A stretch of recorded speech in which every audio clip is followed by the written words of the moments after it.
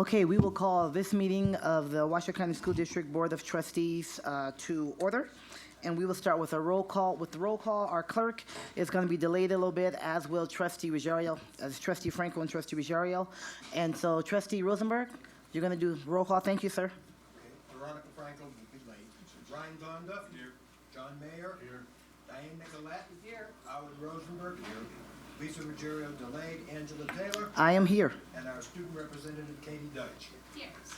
We have a quorum. Okay, fantastic. Let the record show that. We will now stand for our pledge. And since we just had a great data summit, we're going to ask the infallible Ben to lead us in the Pledge of Allegiance.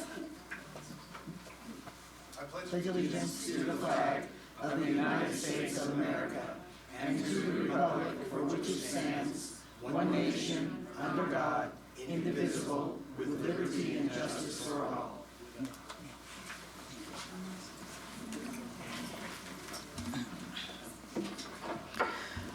Thank you very much, Ben. Truly, that was a great job done at the Data Summit. I believe we do have some public comment, so we'll turn it over to you. Thank you, JJ. Jeff Church. Mr. Church, welcome. You know the routine. You have 3 minutes, sir. Jeff Church. I do run a website, renopublicsafety.org. Today I want to talk a little bit about ethics, a little bit about government. I want to pose a hypothetical. Should the school board or any government belong to a political organization, say the NRA, Right to Life, Save the Whales, etc.? To me, I think the blatant answer is it's wrong. You shouldn't belong to any kind of an organization that advocates politically for any candidate or measure.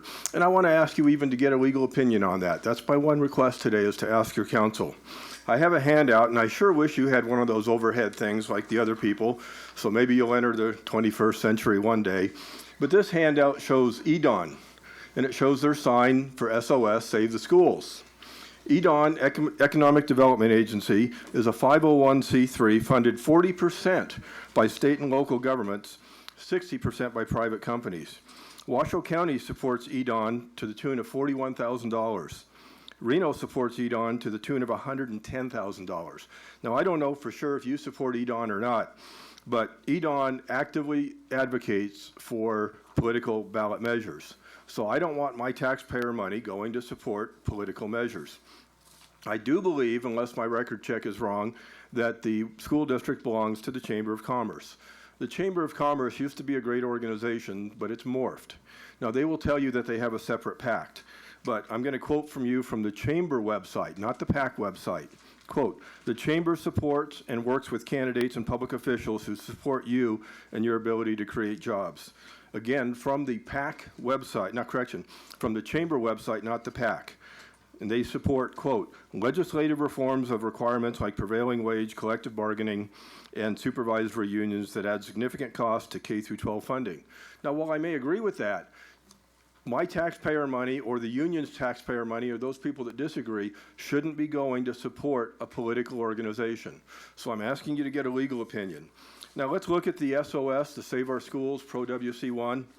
And again, it's in your handout, and I wish I could, put this on some kind of an overhead for you. Contributions payable to the Coalition to Save Our Schools go to 449 South Virginia Street, Reno, Nevada. The Chamber, Northern Nevada, address 449 South Virginia. There's only 2 offices in there, and the one is the Chamber exclusively, and that's where the SOS committee lists as their office. So again, it's not whether you agree with the Washoe County WC1, because next time maybe it'll be somebody you don't agree with. Maybe it'll be somebody supporting a candidate other than one of you for an office. So again, I just don't want my taxpayer money supporting any kind of a political organization.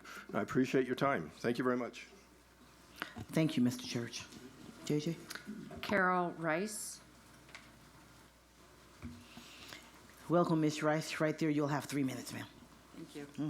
My name is Carol Rice, and I live in Washoe County. I'm here mainly to speak about the data mining, but that was very interesting because I was wondering who's been paying for all those WC1 vote yes signs that you see everywhere. That's got to be thousands and thousands of dollars, and it's my taxpayer money, it sounds like, and I'm voting no. But I'm very concerned about the data mining. I still have a grandchild left in the public schools and will be very thankful when she is out of the public schools. I see why people are rushing to get out of the public schools and want alternative options. The school has no right to ask for private information from a student and then send it out of the city, out of the county, out of the state to other government entities. Every time you go to the doctor, you sign a HIPAA law that says they cannot share your medical information. The school district should have to come up with some form that every day when a student walks through the door, they sign that says the school does not have a right to share their private, personal information. Put parents back in control. I've come in and talked about the food issue, all these issues that the school is involved with, and they're none of your business. I just cannot believe what this school district is doing. You're out of control, and you need to rein things back in. Thanks. Thank you, Ms. Rice. Judy Ingman. Ms. Ingman?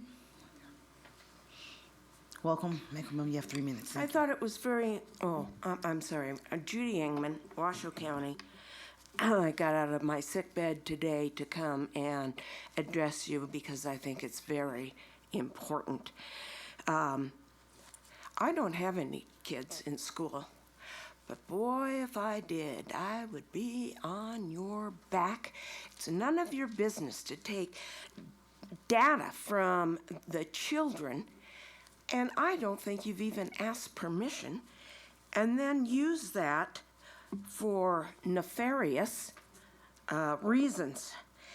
For instance, the $250,000 that you took from some anonymous person, we have no idea what that person has in mind. It should be illegal, and maybe it is, for a person to give a public entity millions of dollars or whatever, and not be able to, for the public to know what's going on. Sorry, I'm not thinking very well right now. So I think that whoever gave them money needs to be, the public needs to be notified so we can look into what their alternative motives may be. I've only been in Reno for just, 4.5 years.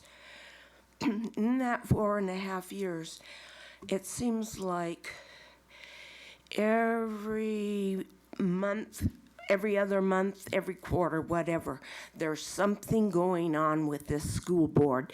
They waste money. They fire people against the law. They waste money on paying out contracts to people who have been illegally fired.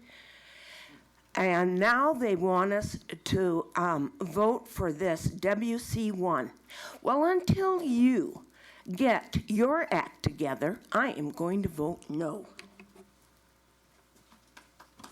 Thank you, Ms. Ingman. Carol Feinberg.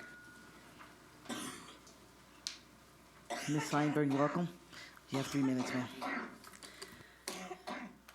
It looks like it's on. Okay. Good afternoon. For the record, my name is Carol Feinberg, and I live in Reno. I am beyond exasperated at this Board of Trustees at accepting the $250,000 donation to implement a social and emotional learning program without research, study, or careful evaluation, or even public input. It should be absolutely agendized to discuss, but you refuse to do that. All you can see are the dollar signs. SEL is a standardized assessment on every student, kindergarten through high school, measuring five non-cognitive factors: self-awareness, self-management, social awareness, relationship skills, and responsible decision-making. This is a terrible government overreach, Big Brother program. This system makes teachers, therapists, and students become the patients. Since when did academic content and outcome-based education go away and yield to this completely subjective assessing of children's attitudes, mindsets, and behaviors? I must tell you that as a child, I was painfully shy right through high school, from the first day in school. I wore glasses and braces. I thought of myself as homely and had a terrible self-image. I had no friends and I cried a lot. My loving parents talked to me and constantly telling me I was smart and pretty. But it wasn't until college that I blossomed and overcame this shyness. And I think I've ultimately become a very productive member of society as a teacher, a parent, and a grandparent. Both my now adult children were also late bloomers. I shudder to think what I might have endured with this modern SEL system. Would I have been labeled and set aside for behavior modification? Or worse, would I have been referred out for being at risk for mental illness? As a late bloomer, would I even have been able to attend college and develop at my own speed with my own set of core values through genuine life experiences? Or would I have been pigeonholed into becoming an automaton regurgitating everything some teacher, bureaucrat, or government agency wanted me to think, believe, say, or be? This is a terrible program. The states of Tennessee and Georgia have withdrawn from SEL with only 2 months of trying it, and more states are revisiting that involvement. The school or government has no business analyzing and trying to change a child's psychological makeup. It is one thing to enforce discipline in a classroom and encourage students to do their best. It's quite another to subjectively assess students on their compliance to subjective behavioral and attitudinal standards. Our children are not your subjects. It is not the school's job or government's job to get into the attitude and mindsets of children. Stop it. Thank you, Ms. Feinberg. Dr. William Tarbell.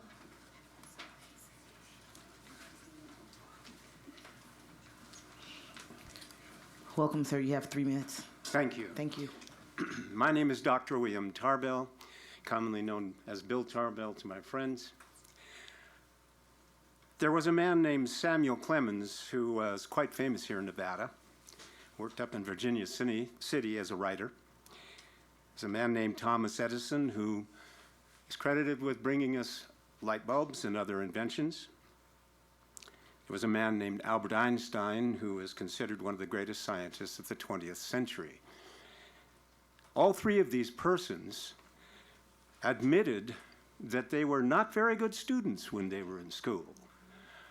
They said that they, we understand why, were bored and for other reasons did not really like school at all. I just wonder what current data mining would have discovered about the attitudes of these 3 well-known and highly respected individuals. I share with Carol some of the same issues, having been in school as a person who was somewhat reluctant to go along with the program. I spent a lot of time gazing out of the window during the spring months, wishing I were on the river or at the lake or in the mountains, anywhere but there. I wonder what my attitude would have showed on data collection. Let's be to the point. Young people, all human beings, are individuals who develop in their own ways and in their own time. I've been working with youth for 50 years, and as one of the principles I bring to the table at all times, working with young men and young women. They are their own individual. It's none of my business to snoop into their heads and into their hearts. Presenting them information and asking them to learn it is one thing. But trying to deliberately invade the space of the mind and of the soul is not the business of any school district or any other public entity. Thank you. Thank you, Dr. Tarbell. Darla Lee.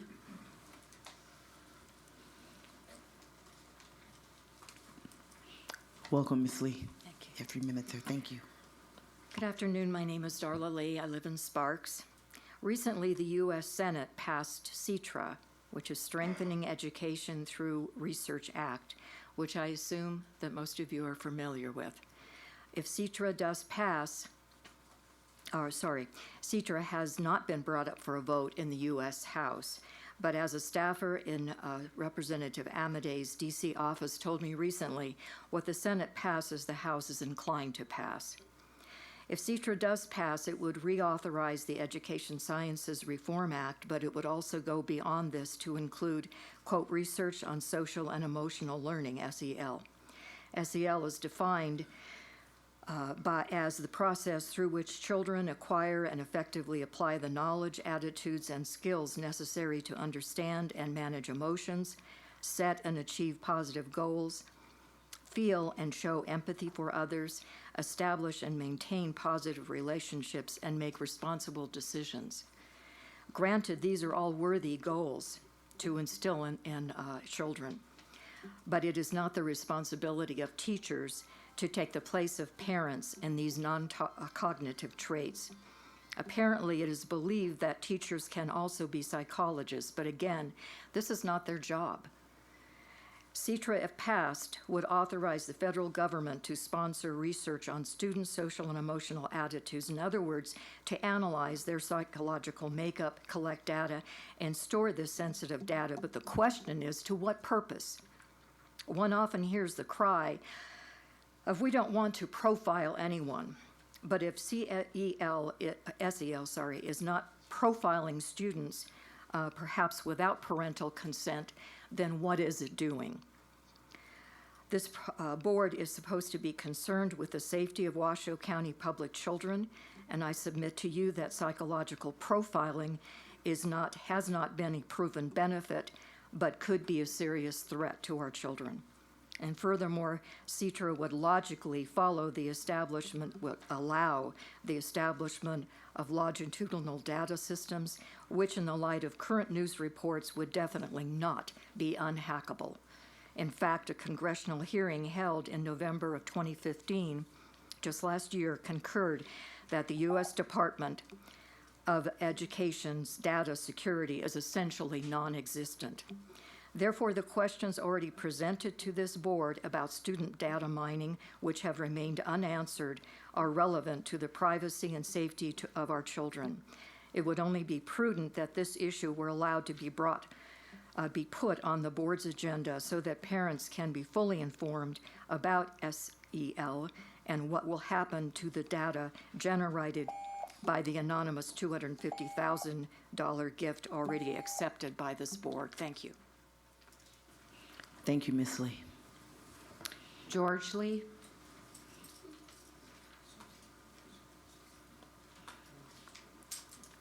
Welcome, Mr. Lee. You have 3 minutes, sir. Thank you. My name's George Lee. I live here in Washoe County. It's my understanding that Nevada is one of only 8 states that have been chosen by the, quote, collaborative for academic, social, and emotional learning program, unquote, to collaborate on creating K-12 social emotional learning, SEL. You guys know what that means, right? Standards. Since this summer, 2 of those states have already withdrawn from the initiative. But Nevada is apparently still involved in measuring students on 5 non-cognitive factors: self-awareness, self-management, social awareness, relationship skills, and responsible decision-making. Is this emphasis on social and emotional learning really what parents are expecting for their children learning experience?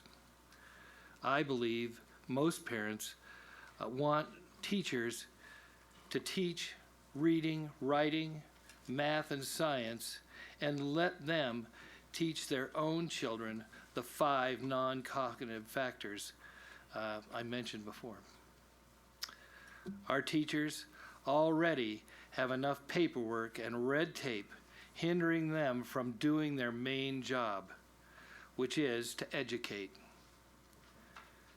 It is patently unfair to expect them to be psychologists too. I have learned that recently this board has accepted an anonymous donation of $250,000 for SEL, but is unwilling or unable to say who made the donation and exactly what the goal of this generous donation is. I also think it is reasonable for parents to know where all the social emotional learning research data will be stored and who has access to that data. Oh, I have 30 seconds. The important issue of student data mining needs to be put on the board's agenda so that parents can have a full understanding of the pros and cons of this issue. Questions presented to the board are still unanswered, and 3 minutes of public comment is not sufficient.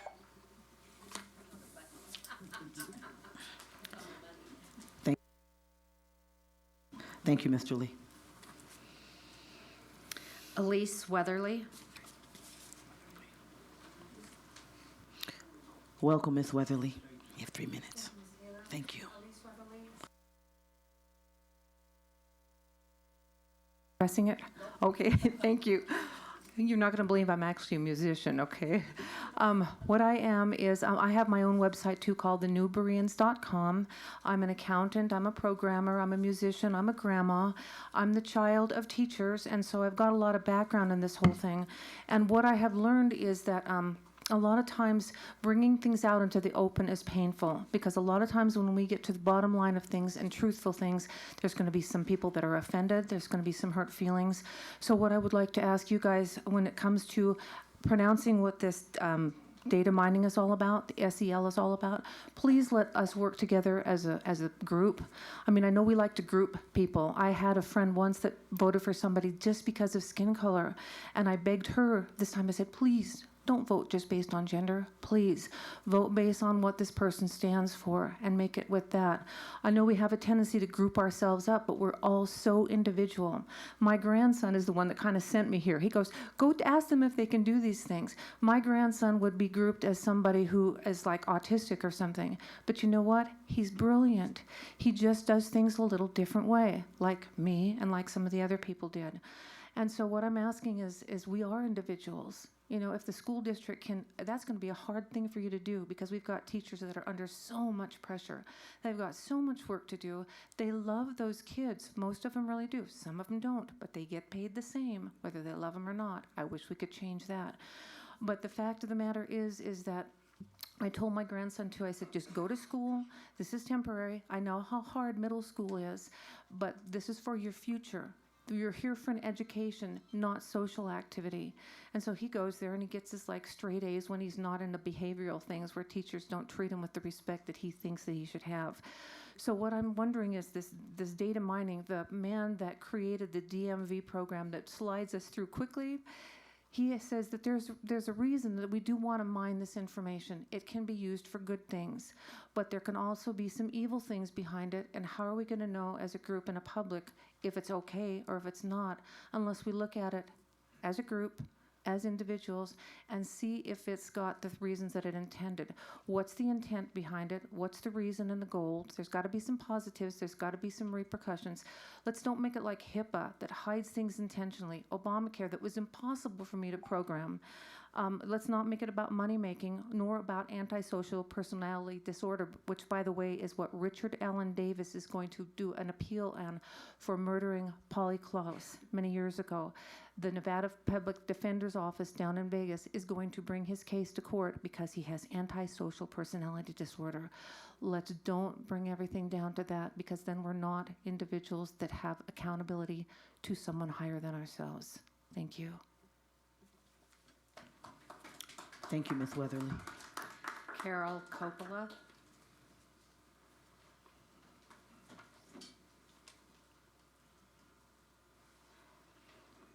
Coppola, did I get that right, Coppola? I say Coppola.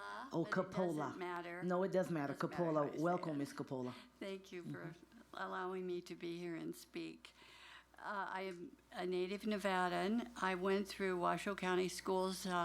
I went through Robert Mitchell through the University of Nevada. I remember Dr. Rosenberg. I have a degree in teaching. Regrettably, one of my supervising teachers when I was doing student teaching was much more interested in knowing about emotional issues, that I learned all these things about the students, than teaching me how to teach.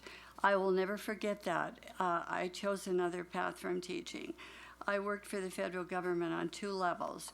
On one level, I worked in Washington, D.C. for a U.S. Senator and for a member of the House of Representatives. On a state government level, I worked in the Utah State Capitol in the Department of Public Instruction. I care about students, and I care about ethical government. I believe that SDM is out of place. It's totally against my values. I believe in teaching traditional academic subjects versus having government shaping a child through brainwashing. I believe these issues we're facing now are about politics and money. They aren't about our future for our children. And I urge you to please put our children's future ahead of this. I hope you will be transparent and open with us. Thank you so much. Thank you, Ms. Capola. Margaret Martini. Welcome, Ms. Martini. Thank you. Thank you for being here. Margaret Martini, Incline Village. I was looking at some stats just recently that was sent to me by a reliable source, the Transparent Nevada website. And it looks like in 2012, there were 400 administrators paid over $100,000 with salary and benefits per year. In 2015, there were 550 administrators paid over $100,000 per year. That's 150 new administrative positions. And guess what, guys? There were no new schools in that. Why are we adding more and more and more administrative positions? Why aren't we putting that money into, say, 4 new elementary schools? Why aren't we putting that money to teachers? We have no more needs for administrative positions. And I would urge you as a school board to look at that and to eliminate those 150 administrative positions. It's just unconscionable that this is happening. As far as SEL goes, again, it's unconscionably labeling children and taking away their individuality. States are withdrawing due to the guinea pig process of making our children a science experiment. Our children are not science experiments. And what happened to your job as a school board, the teachers' jobs, the principals' jobs, the administrative positions? They're there to teach kids the basics, not to label them. This has gotten completely and totally out of control. And then you look at what they're going to do with that data. Is it in the contracts that you guys sign with these third-party, fourth-party in administrating our data? You need to look at the contracts. You need to know that they are not selling our data, and it needs to be in the contracts that you sign with them. They shouldn't have any access to the kids' data, and it should be clearly stated, and it should have starts with you guys. It starts with you guys. And why has this not been on the agenda as to where this data is going, how you're collecting it? Is it in the contracts that they can do whatever with it? There's no privacy issues in these contracts. And you need to really, as a school board, look at that, because the buck stops with you. Thank you.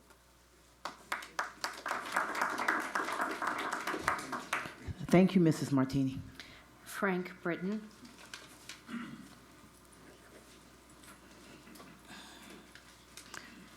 Welcome, Mr. Britton. You have 3 minutes, sir. Thank you for the opportunity to speak. My name is Dr. Frank Britton in engineering and not medicine, and I'm here. I've been working for years with Parent Leaders for Education to try to get better funding for schools. But today, my testimony, or whatever you want to call it, relates to the board and not to the board actions. I think over the last 10 years that I've been in Reno, I think this board, this is for the 10 years, it may not apply to any individual here, has done a very poor job. You are creating a lack of trust in the majority of the people in Reno. I don't have statistics, but I believe that. And I think the board needs to be vastly more open. And the social emotional learning process is a great example of the board's almost total lack of transparency or letting the people know what's going on. Okay? Data mining. Okay? There's been a lot of comment about it. But there's something vastly more important. Once that data is created, it cannot be uncreated. And any security system on a computer can be broken. The Russians know how to do it. My grandson knows how to do it. And that data can be used by the government in the future to deny security clearances and jobs and whatever else they choose to do to students who don't have the right attitude.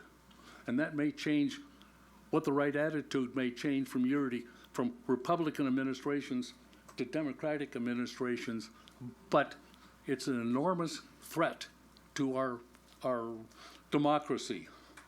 Okay? And WC1, I will vote against it primarily because there is zero accountability. The oversight board is a function of the school district or the board.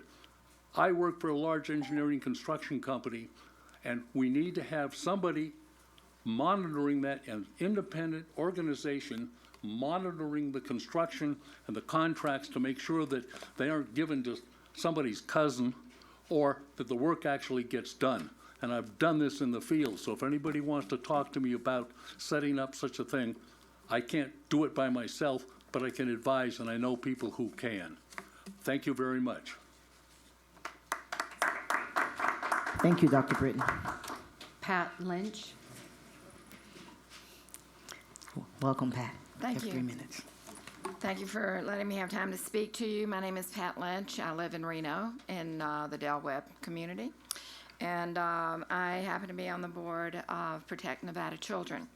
So I'm looking at this response that was given by Mr. Rombardo. And frankly, it's attorney speak.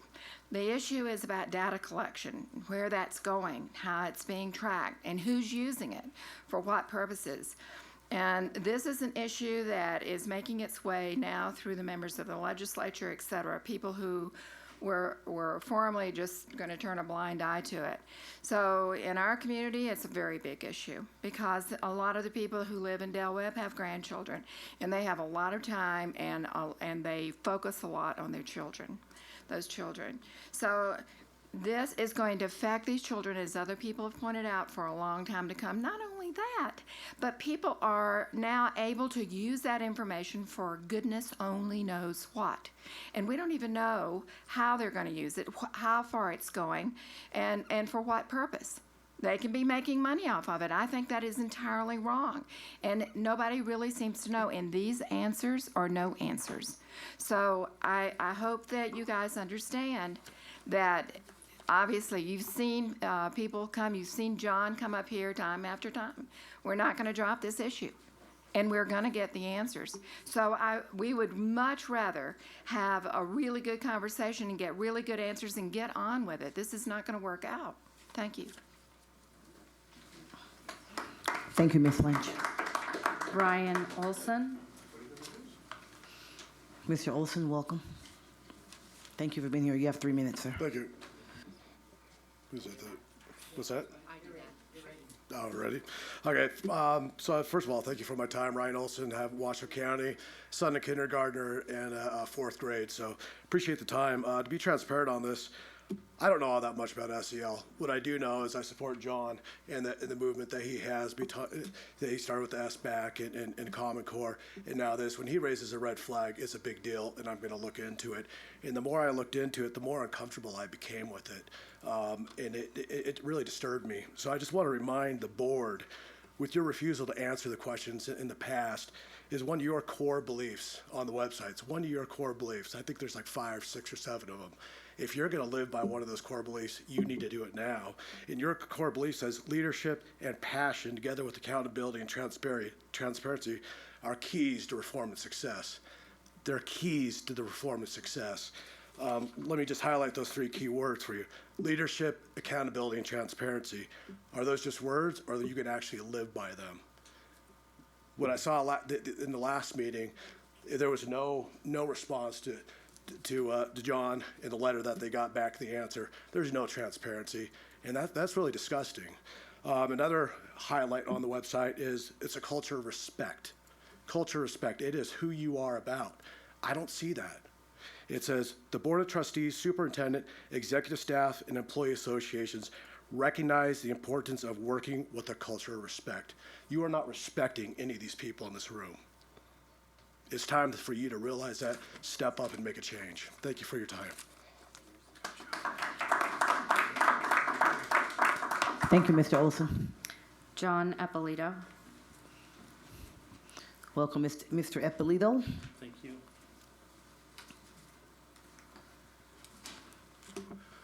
Thank you for having me. My name is John Eppolito. I'm the president of Protect Nevada Children. I have 3 children in the district, and I'm a former K-12 teacher. Carol Feinberg's comments were incredible. I agree with everything Ms. Feinberg said. She's a former teacher. The $250,000 and most of everything else that was said, I also agree with. The $250,000 donation for the social and emotional learning. Remember, the 2 questions are, does the board know who donated the money? And 2, will the entity profit from the possible psychological profiles that will be created on our children in regards to the social and emotional learning? We've been asking those questions for over a month. And I do acknowledge that some of the data mining is out of your control, but some of it isn't. And that's what I've been trying to work on, is the part that isn't. A while back, we submitted 10 questions about Edmodo. The board gave this response and almost answered one of the 10 questions. One of the issues that came up, Edmodo answered it for us. This Edmodo is a third party that does not get paid by the district. They get paid with the student data, yet they, quote, are able to employ other companies and people to perform tasks on their behalf and need to share your information with them. That's Edmodo. You guys didn't tell me that. Edmodo told me that. We asked 11 questions about all the, in general, all the third-party data mining tools that are used in the district. And this is what we got from the district on those 11 questions. I haven't read it all yet, but I'm pretty sure none of the questions are answered in that package. That is not acceptable. They were very simple questions. I'll email them to you once again. The board's lack of transparency and total disregard for student privacy is incredible. When it comes to how the student data mining will affect the future of our children, this board is totally blind. And unfortunately, I do believe that some of you are starting to understand this, and that's what's especially frustrating. I know that some of you have wanted to discuss student data mining in public, and I know that others of you have been blocking that discussion. I have 3 children in the district, like I said. I would very much like to vote for WC1 And as soon as those of you who've been blocking the student data mining question resign, I will gladly vote for WC1. So I don't know who you are, but I know who, I think I know.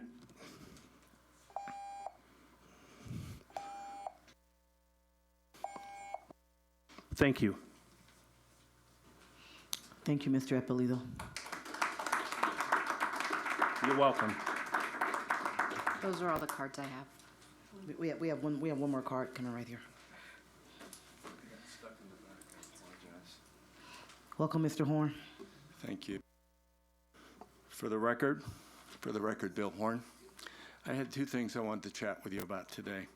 First is to tell you how proud I am of Tom, your CFO, for having the courage to write the letter to the editor in regards to, you've already had an audit. I'm not quite sure why you needed another one, except that when I was up at Incline Village Friday night at a candidates night for local government up there, there was a candidate that said, unless an audit is paid for by somebody other than the person that hires them or the government that hires them, it's a worthless audit. So I don't know how you're ever going to win the issue of having an independent audit that says you're doing a great job and all of a sudden you need to find somebody to privately fund these independent audits, I guess, to make them valid. I've known John Eppolito a long time, since 2001. And John and I haven't always gotten along. The endowment and foundation that I co-founded with Mary Draconis up at Incline Village, I stuck my neck out and matched Paul Dugan's $5,000 to look at the IB program that everybody wanted up at Incline Village. And John fought against that, and I wasn't very popular for having put that $5,000 up. But as I've been coming to the meetings for the last few months, maybe a couple of years now, I just wish that you would eliminate the rumor that there's anything that you're hiding by not agendizing, at least for discussion only, John's issue about data mining and bring it out. It might take 10 minutes, it might take 30 minutes, but I think it would go a long way in just saying, let's flesh it out publicly. Let's answer these questions. And it's not a point where John's going to make the presentation, your staff's going to make it. So please, those are the kind of things as I've been running around for the last couple of years, looking at the education of our children in the community. Those are the kind of things that create the T word. So thank you for your time and thank you for your service. Thank you, Mr. Horn. We have no other public comment cards at this time. Is there anyone else that's been missed? Okay, thank you everyone for coming and for sharing your comments with the Board of Trustees. Moving on to the agenda is agenda item 1.05. It is an action item to adopt the agenda. Any of the items may be taken out of order or may be combined if that is the pleasure of the board. So at this time, I'll either entertain the motion to accept the agenda as it is, or to pull a particular item if that's so desired. Move for approval. It has been moved and seconded that the agenda is approved as presented. All those in, is there any discussion? Okay, seeing none, all those in favor, please signify by saying aye. Aye. Is there any opposition? Okay, the motion is carried, and let the record show that it is unanimous. We're going to agenda item 2.01. We're going to start with Vice President John Mayer for board reports on today. I continue to visit schools, and I've got to say that we have the best students in the whole wide world. These kids are so cute, they're so energized, and they're just getting a terrific education in every school I've been. It's just phenomenal programs that they have and they contribute to. So I just want to say too that I'm looking forward to seeing the ROTC at the Veterans Day Parade, being an old veteran like me, because they have so much going for them. And I was interested in seeing the graduation rate of kids that are in ROTC. the district's got to find one, but ROTC, they have a great graduation rate, and I'm looking forward to seeing them. Thank you. Thank you, Mr. Mayor. Trustee Rosenberg. It's been a little bit difficult this semester because of classes, but while I didn't make the major presentation of our grad rates increase, I was delighted to hear about it. I did, however, make the Shining Star celebration at Anderson School, and it was absolutely marvelous. It was great to see the kids' faces. It was great to see the administration's faces. The one thing, and this is not a criticism, it's a suggestion. The people who do a great deal of the work are the teachers. I realized that we needed to keep school in session, but I wish next time we do something like that, we take an hour out of school so that everyone can be celebrated. That equation means a great deal. And just looking at their faces, the teachers need to see this too. They're the ones that don't always see the whole broad picture because they're in their little place with their kids. But it was absolutely great, and congratulations to all of our administrators and our teachers for doing the job that they're doing. Thank you, Trustee Rosenberg. Trustee Ganda. I had the opportunity this last week to go to Spotlight and Success at Spanish Springs High School with several of the members of the board, and to see the great success there. We had the opportunity to celebrate the graduation rates, celebrate a student from Natchez Elementary School, celebrate some of our staff, and it really was a great opportunity. So I wanted to thank staff for putting that together. That was my first opportunity to see Spotlight and Success, but what it is it gives the opportunity for the community to see what great things are happening in our school district. And so, thank you. Yeah, it was very cool. We'll go across to our student rep, Katie. Okay, so first off, it was really nice being able to go to the Data Summit. The sessions were just great this year, and I loved being able to talk in front of everybody and just show why student voice is so important. And we also had a great discussion about the Data Summit at the Student Advisory Board with the members who were able to go and the members that weren't able to attend. And so we just looked through the books and just talked about some of the data in there, and it was really great being able to discuss some of the data issues in our district. And then we also had a really great discussion on students and their relationships with other students, and especially with adults in schools, like their staff and teachers and administration. And it was really great, actually. It was like a 30 to 45 minute long discussion of just students really speaking on why they think that students and teachers relate to each other the way that they do and how they act towards each other. So it was really great. If I may. Please. I don't very rarely do this. Get your mic on. There you go. This is one outstanding young lady, and she really puts this thing together with the students, and I think she deserves a hand for all her work.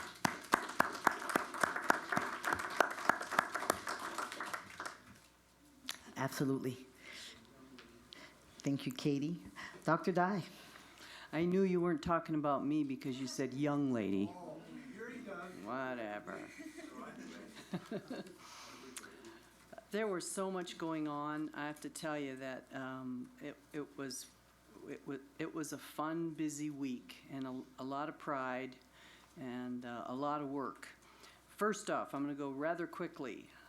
Excellence in Education event. It was a reception dinner for the winners of the Channel 4 teachers that were honored, and the recipients represented one per month, April 2015 through May 2016, and it was fun. And I sat next to, they had video clips and And you got to see their surprise and sometimes their embarrassment and sometimes their cockiness. And they just had a wonderful time, and their families were there.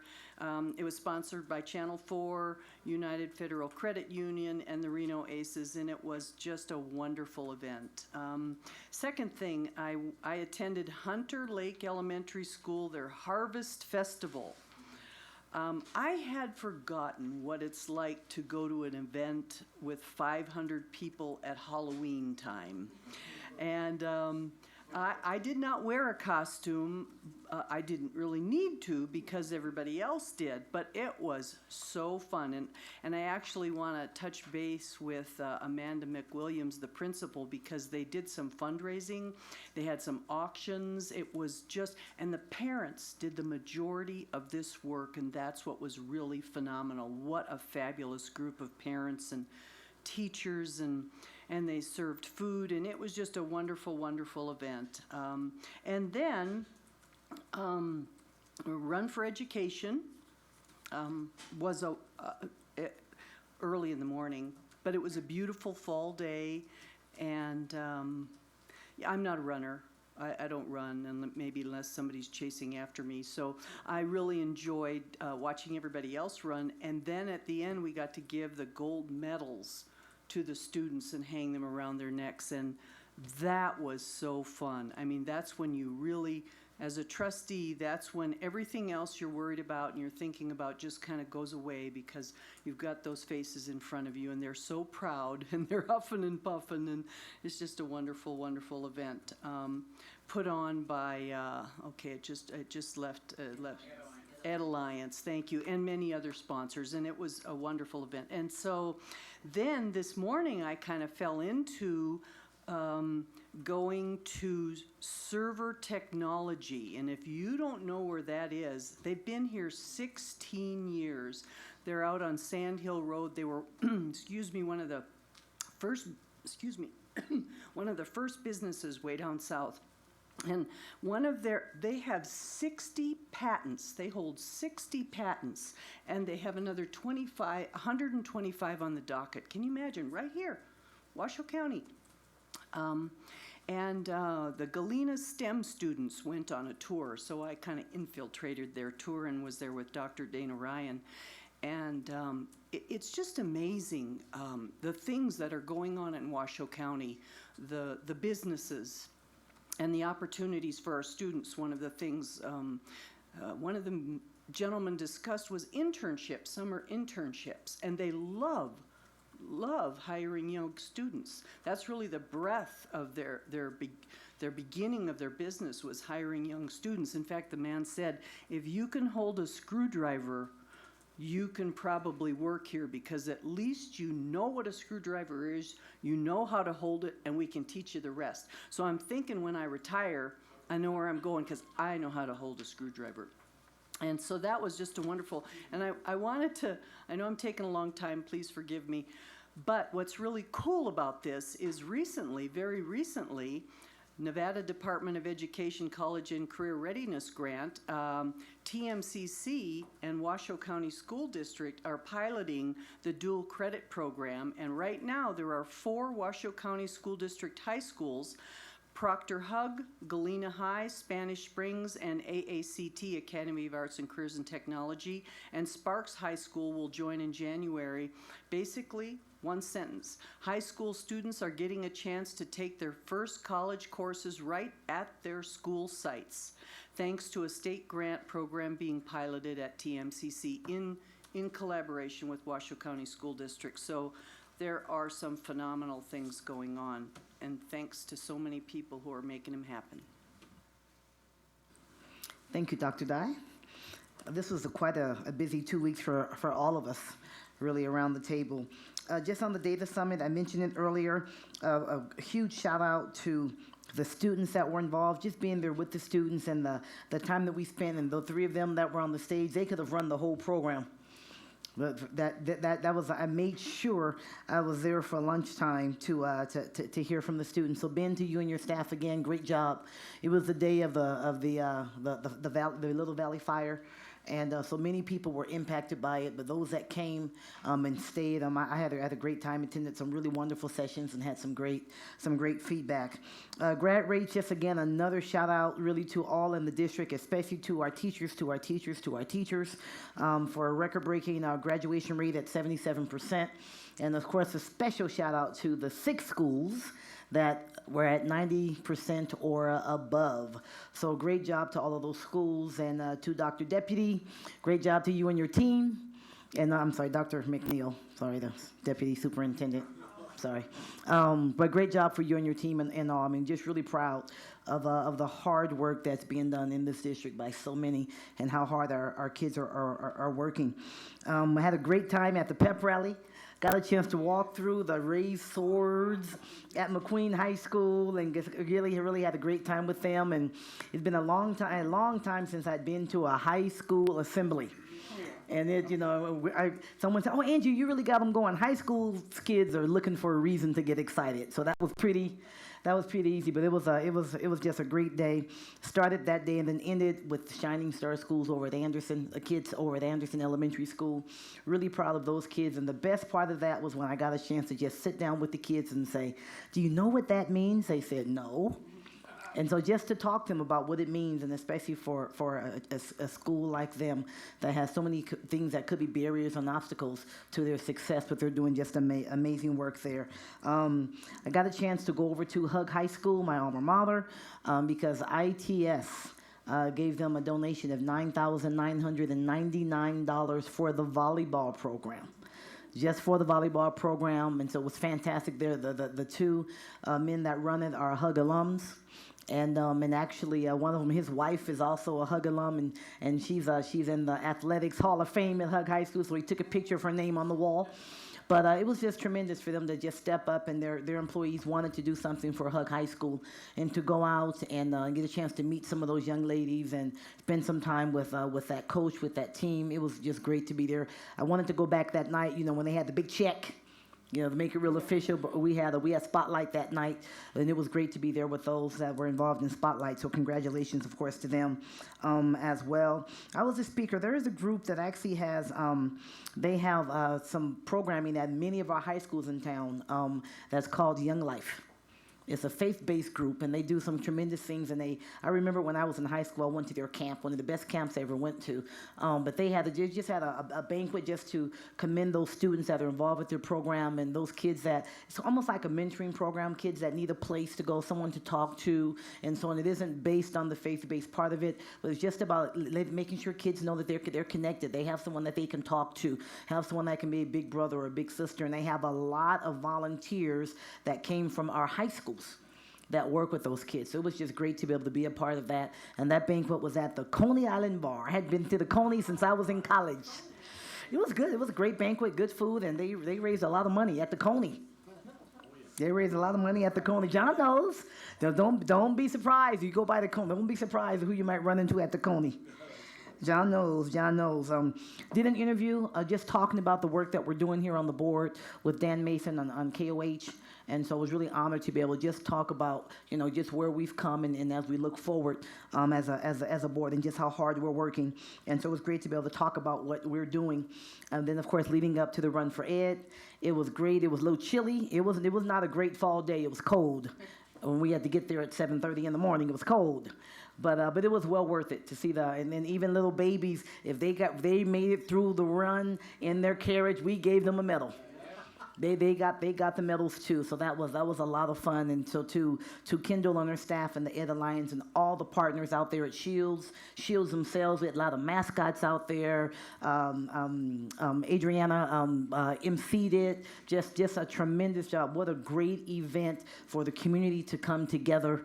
Really, the mayor was there from Sparks. I mean, it's just a great event for the community to come together on behalf of education. And then finally, told you it was a busy time, finally, got a chance with Superintendent Davis last night to attend the Black Student Education Series. It's a time when specifically those families that have black students and that may have specific needs or interests and want to really make sure they help their kids get across that stage successfully. What are the things that we have in place that can help them do that, especially as we looking at individualizing, the educational experience that people have. I had a chance to talk about this last night a little bit because people always ask, why do you individualize? Why do you separate? Because people have different needs. Gifted and talented students, we do things for them. Special ed students, we do things for them. Every area that has a special need, let's attack that so we can get everybody across that stage. And they even had counselors there that had laptops, so you can go and look at your kid's educational record right there on the spot. And they can say, this is where your kid is, this is where they should be, here's some things that you can do to help make them successful too. So to Delisa and her staff, really great job. All the individualized efforts with the parent university that makes every child by name and face to graduation. It makes it come to life when you can do something like that. So thanks to all the staff. Great job being done for kids. So Davis. Thank you. I know. Yeah, it was a lot going on. First of all, I want to thank our school police and Officer MJ McLeod. We did the walk to school day, and what a great time. Didn't see any trustees, but we had a great time. Hey, I was out of town. I left town that day. The kids were really excited, and it was a great opportunity to work with our community. And a big shout out to the staff. I know that we had fires, and I was down in Clark at the the Nevada Family Engagement Conference, but they were texting and did such a great job of taking care of the district and our families. So kudos to you guys for handling that while I was out, and great job. Delisa Crane's department was supposed to be presenting actually in Vegas. I actually left a day early for the SUPS meeting, and they got stuck with, they couldn't get out. But just want to validate the work that they're doing around family, school partnerships, and engagement. We are doing a great job in the state, and with that, as many of you know, we are looking at becoming a national hub as we continue to do home visits. And I'll tell you, at the national conference, there were some pretty heartwarming stories from around the country, but there were some heartwarming stories from our own teachers about the impacts of home visits and the relationships, and stories of kids getting on grade level. And it wasn't about what happened across the country, it was about what was happening in our own district. So big kudos to them. A big shout out to Ben's department for the Data Summit, as you know, and the work that they do around that. Communications for putting all this stuff together, really is a team effort. And to every member of the Washoe County School District, yes, we understand the work that teachers do every day. Trust me, I get it. And the principals that are leading these schools, but for the bus drivers who get in there, like, what an amazing district we are. And it's great to just kind of walk in the hallways, and it's you assume that the educators make comments, but it's so rewarding when you hear the driver from purchasing say, you guys are doing a good job, I'm here to help any way I can, because that really speaks volumes about the commitment to the mission from the top all the way to the bottom, and nobody's better than anybody else, and everybody understands this work and how important it is. So thank you to all the employees who do the work every day. I'm going to skip some stuff, but last thing, I do want to shout out to Ed Alliance and Kendall and the work they do every year for the run. And let me tell you, there were lots of kids, and it was very, very cold. But it was just so exciting, and to see kids get to the finish line first, like, you think adults, there were like little kids getting there first, and I was thinking, how amazing is that for our kids? And lastly, shout out to Katie and the Student Advisory Board. Some of the things she didn't tell you is we talked about the mission of 90 by 20 and how that impacts each class and what schools we're going to do. So thank you for helping facilitate that discussion as we talk about the district, and not just what we do today, but what it looks like for us in the future, and how we get that information to schools and students so that they own their achievement also. So kudos to you. I think that's it. It was a busy 2 weeks, so thanks to everybody for all the hard work. But you want to have a quick, before we jump into it? Okay, when Trustee Rosenberg looks at me like that and says, please break, we will have a quick break, 10 minutes, and we'll come back and jump into the agenda. Thank you, everybody, 10 minutes.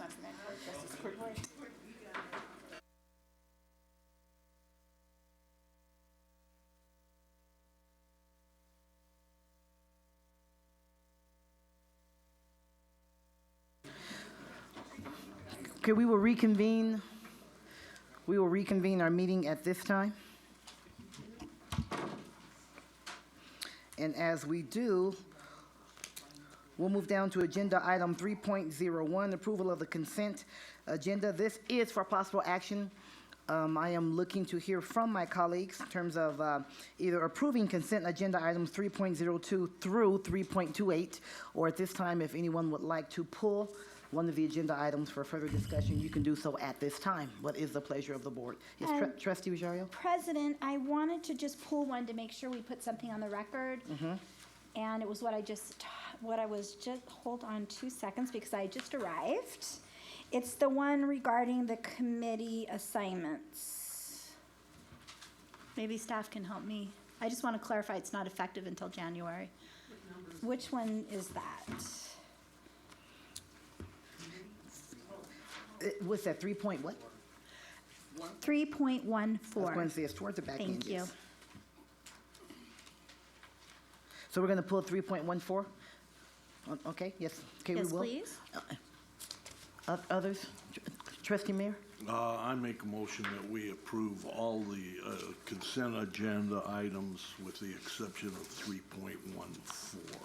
Is there a second? There is a second. It's been moved and seconded that the board approve the consent agenda items as presented, 3.02 through 3.28, with the exception of agenda item 3.14. Is there any discussion?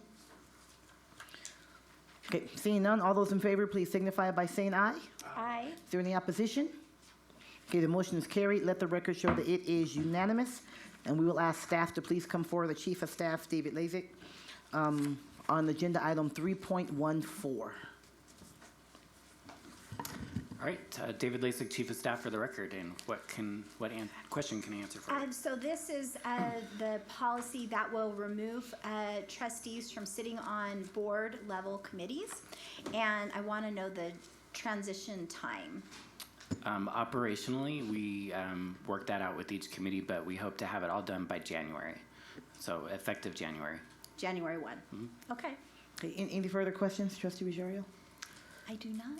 Thank you. Okay, we'll entertain. I have a clarification for you before you leave on the different items. So, would you like to make a motion for agenda item? Move to approve consent agenda item 3.14. Okay, it has been moved and seconded that agenda item 3.14 be approved with an understanding of that clarification. Any further? Beginning January 1st. Yep, be approved, and the operation of that won't take effect until January 1st. Any further discussion or questions? No, I just, Trustee Mayor, please.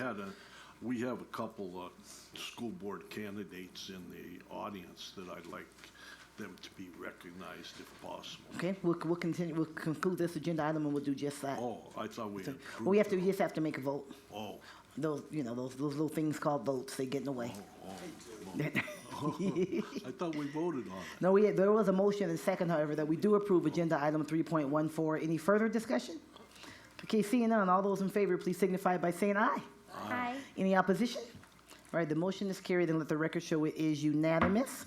And then we will recognize, we do have Mr. Bill Horn in the audience, who is a school board candidate, District G. For gigantic. It is a gigantic district, so he is correct.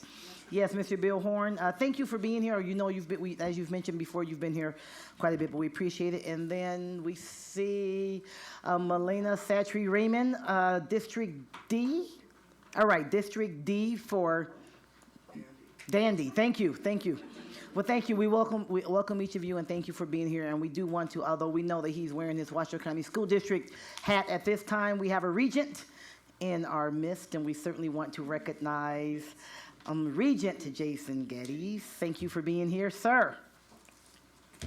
And also, just if you would, I just had a question. And it was a question I asked you before the meeting, but since we're talking about those consent agenda items, I think it would be appropriate as we talked. This is on the consent agenda item, which has already been approved, 3.04. Just if you talk a little bit, the question I had was the board took action last meeting that would allow an opportunity for a school, if there was unexpected growth, to still do a SOMP plan. That is not expressed, that was not expressed in the policy, and we discussed how that would be expressed. Just for the record, I'd like that to just be shared.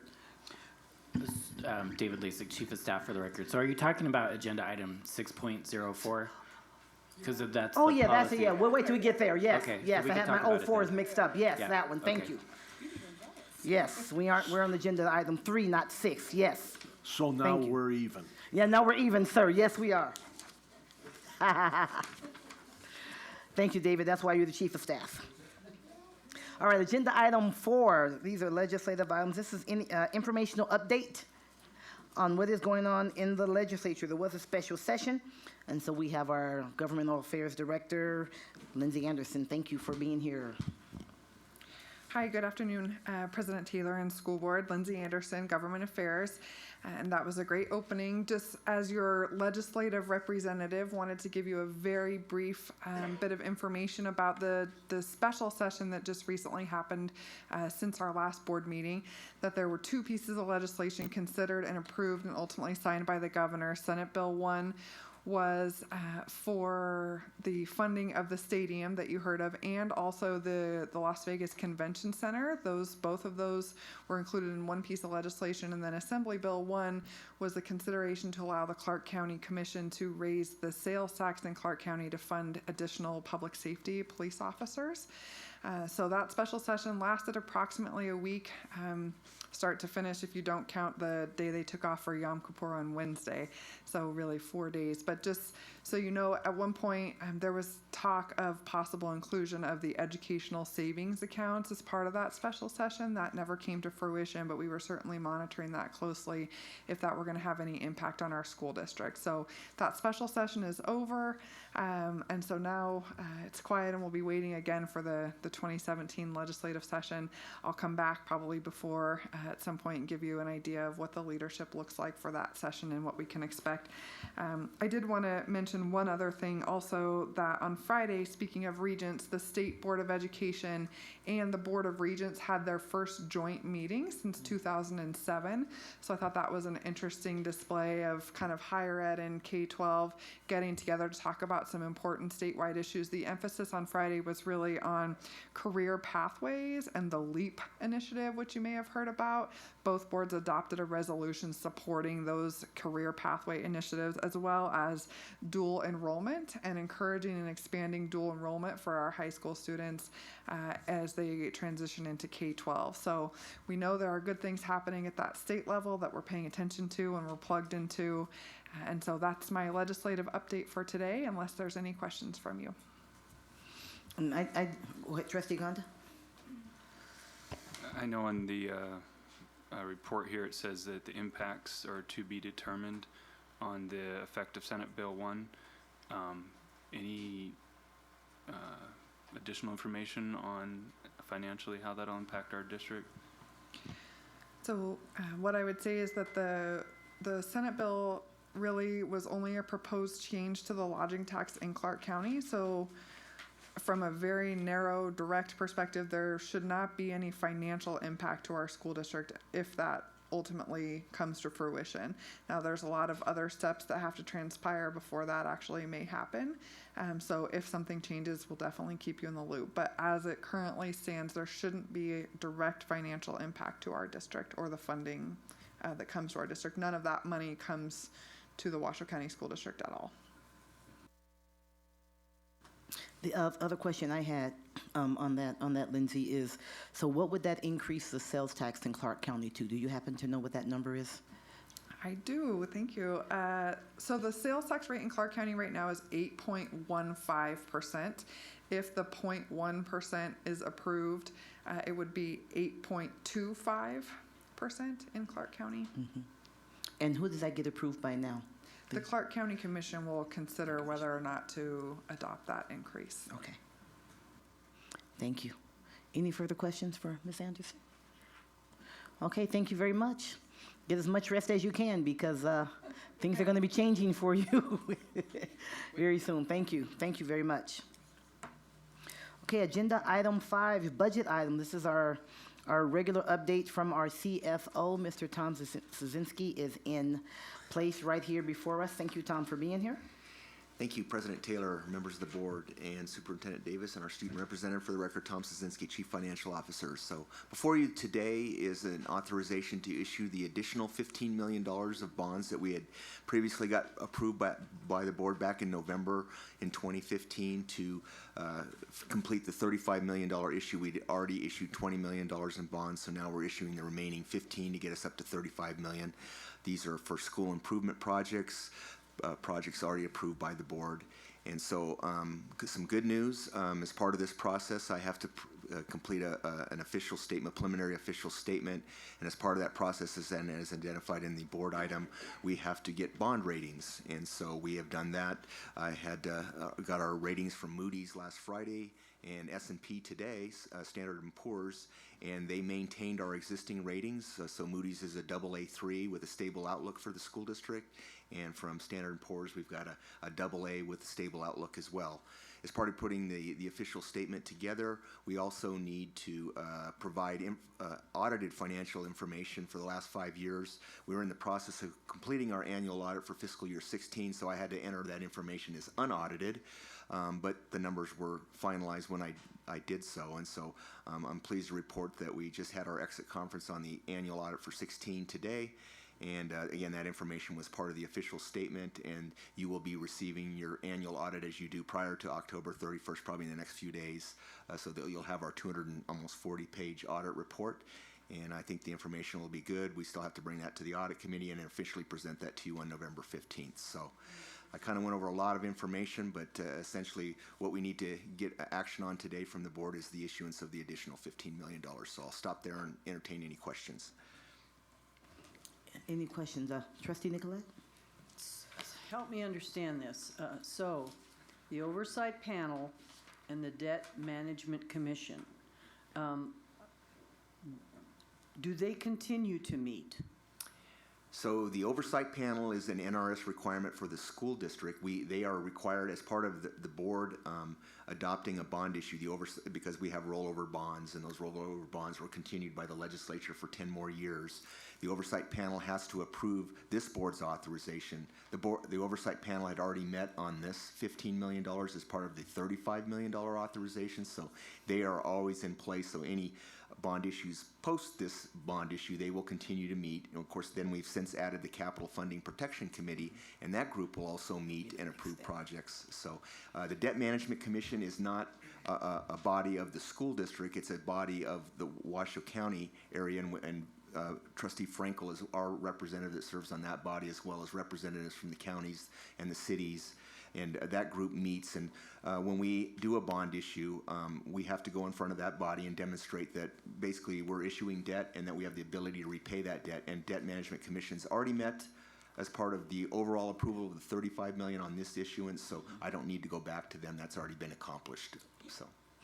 And if I may, just to make sure I understand this process correctly as well, the next step from here, then we'll go to the Capital Funding Protection Committee in terms of their recommendation for how to spend the $15 million. This authorization came prior to the creation of the Capital Funding Protection Committee. But with that said, Pete's plan is to go back and update this committee with this issuance. And I see Pete. And right that here. being said, here's Pete. Yeah. Well, I think Pete Etch, our Chief Operations Officer, and I think Tom just said it, that we will be going to the Capital Funding Protection Committee with any authorization to spend any of these funds. Right now, it's selling the bonds, putting the money basically in the bank. We will see what our steps forward are in 2 weeks, and then we'll be making a presentation to the Capital Funding Protection Committee, and they will be making a recommendation to you. Yep, that's as I thought. Thank you for clarifying that. Trustee Mayor and then Trustee Khan. Yes, boy, with that bond rating, we shouldn't have too much trouble selling the bonds, should we? We should be just fine, I believe. I mean, you still have to do a competitive process and put it out to bid, but I feel like we should have a good opportunity to sell these bonds, so yes. Pretty high rating. It's a strong rating, yes.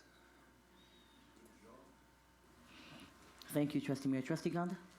So these bonds are for projects that are already approved You mentioned that, or these are projects that are going before committee to be approved? These will actually go in front of the committee to be approved. What we have right now, the original $20 million sale that Tom and his group worked on, we still have $8 million left of that. 10 million of that 20 million went to the capital renewal program. 2 million is what we brought to you not too long ago that was recommended from the Capital Funding Protection Committee for like seismic and getting ready for growth. So that left 8 million from that original 20. Now we have this 15 million going, so we'll have $23 million basically kind of waiting to see what the result is as far as future revenues. As you would guess, the recommendation and the presentation to the Capital Funding Protection Committee will look very different depending on whether we can expect additional revenues or not. So then we'll take that to them and they'll bring it to you. That clarify it for you, Trustee Gonda? I believe so. I mean, it's very complicated stuff for me. So I'm trying to understand it all, but for the building of new schools and things of that nature, and we approved 2 million of it for, like you said already, for certain activities, but then the rest of it, the 30 some odd million, is for new schools, anticipated projects. That $23 million that we will have ready to go on projects will be used obviously for repair projects, renovation projects, and construction projects. I just can't tell you what it'll look like. It really is dependent on whether we have additional revenues coming forward. I think we've been clear, the board has been clear, their number one priority is to make sure that we maintain and repair our existing schools, and then we look at what we can do past that. I mean, the bottom line is with $35 million a year that we anticipate having, and we need $20 million a year minimum to maintain our schools, that leaves $15 million in excess.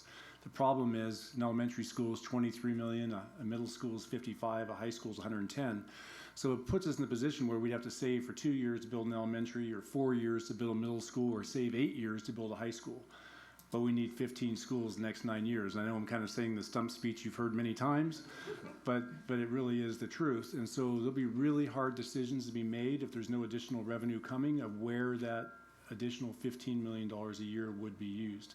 So right now that 23 million will be, it's there. I'm working with the capital project staff to have presentations ready, whether we receive funding or don't receive additional funding, to take to them, and we're anticipating December 15th going to the Capital Funding Protection Committee, as well as the Oversight Panel for School Facilities for the next $35 million bond issuance. Okay. Trustee Gonda? You're good? Okay. All right. Anything else from the table? We do have public comment on this, JJ. Joanna Shoemaker. Ms. Shoemaker, welcome. Hi. You have 3 minutes in. For the record, my name is Joanna Schumacher. I represent a large bipartisan group of men and women who are concerned with the lack of accountability of this board and many of the staff members. We want you to know that until you fix the bleeding within your operation, we are organizing to ensure you no longer get an infusion of blood money from the public. You have no incentive to correct your problems and address the concerns of parents and the public if you continue to cover up the misspending of the public monies by putting a Band-Aid on it and receiving more funds. No more bonds, no more tax increases. Correct your spending and show us you can manage our public money in a correct manner. Also, putting the Common Core computer systems online is costing the huge amount of money in equipment and training. We never get the federal money needed to implement these schemes caused by signing on to these incentivized by the federal government plans. And what happens? We're left holding the bag out in the public. No more bonds, no more taxes. We're fed up. Who is benefiting on the data mining of our children's data? Where is that budget on the budgeted items list? Where is that revenue coming into the district? We'd like to know where that's coming in, because somebody's collecting that data and somebody's using that data. And if that data is going out, who is benefiting? And if it isn't us, then who is? Who's collecting that revenue? I'd also like to see the budget more user-friendly to those of us who are not used to budgeting. There are a few of us in our group who are familiar with financial reports and can explain it, but it is not something that's user-friendly for your common everyday folk who hasn't had a chance to deal with a financial budgeting system. Please be sure to understand we want you to hold yourselves as well as your staff accountable. Thank you. Thank you, Ms. Schumacher. Any further discussion from the board? Okay. President Taylor, I have one more public comment. Okay. Ma'am, for the record, please just state your name. For the record, Juanita Cox, and I'm representing Citizens in Action. About the school funding and the numbers, I have a suggestion, and this comes from Transparent Nevada. Eliminate 120 administrators at 100,000 salary and benefits. That would give us extra 12 million annual savings. A new elementary school costs 24 million or less. In 2 years times 12 million in annual savings, we'd have that at least one school done. Building new schools with those savings. In 2015, at 550 administrators paid, 100,000 plus salaries and benefits, and that was referenced in the transparentnevada.com. And in 2012, there were 400 administrators paid 100,000 plus salaries and benefits. The same site was this information was found. So we can start building schools simply on the overstaffed and bloated administrative people that you have. Thank you. Thank you, Ms. Cox. Any other comments, JJ? Any public comment? Okay. Okay, seeing none, back to here to the board for further discussion, or we will entertain the motion at this time, if the board so desires. Yes, I look forward to making this motion. I move that the Board of Trustees awards the request for am I in the right one? Here. Go back to 5. Go back to 5. I move that the Board of Trustees adopts 2016B bond resolution. I'll second that. It's been moved and seconded. Any further discussion from the table? Okay, seeing none, all those in favor, please signify by saying aye. Aye. Is there any opposition? The motion is carried. Let the record show that it is unanimous. Gentlemen, thank you very much. On to agenda item 6.01. This is discussion and possible action to award request for proposal, RFP number 16-007 to McKinstry Ascension, thank you, LLC, and the contract to conduct a financial grade operational audit, FGOA, in the estimated amount of $240,307. This is for possible action. And before us, we see Ms. Sullivan, Director of Procurement and Contracts, and Dr. Geddes, Energy and Sustainability Manager. Thank you both for being here.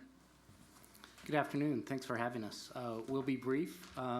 Just want to bring forward this RFP, looking for a performance contract on operating cost savings to you for the first step approval here. If I can figure out how to work. There we go. I just want to give you a background on performance contracting briefly, and then Andrew will go into the RFP. But basically, we've been looking at the energy use from the district, and as you can see here, from about 2009 till now, our energy use hasn't changed much. It's actually gone up just a little bit. We've realized cost savings because the lower costs of natural gas that's been out there, so the budget has been coming in a little bit lower, but we're at a historically low price for natural gas. We expect that to go back up. So what we're looking at is trying to do some energy efficiency projects to better control our energy costs and heads towards the future. As you can see there, we're averaging about $8.8 million a year in electricity and natural gas. This doesn't include water, sewer, trash, et cetera, other things we'll look at. But we want to see what we can do to control that without having to dip into capital construction costs to perform these projects. So what we have through the Nevada Revised Statutes 332 provisions is what's called a performance contract.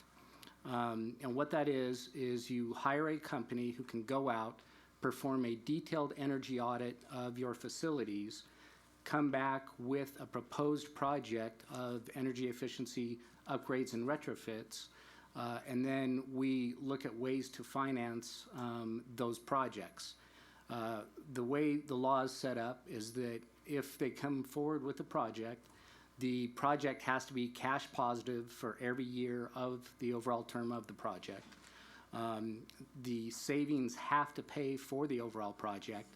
State law allows us to go up to 25 years. Through our discussions, we're recommending not going beyond 15 years because of the way technology changes and so forth. The payments don't begin until they finish installing the project. It must include a non-appropriations clause so that you all have ultimate say and authority on the projects going forward.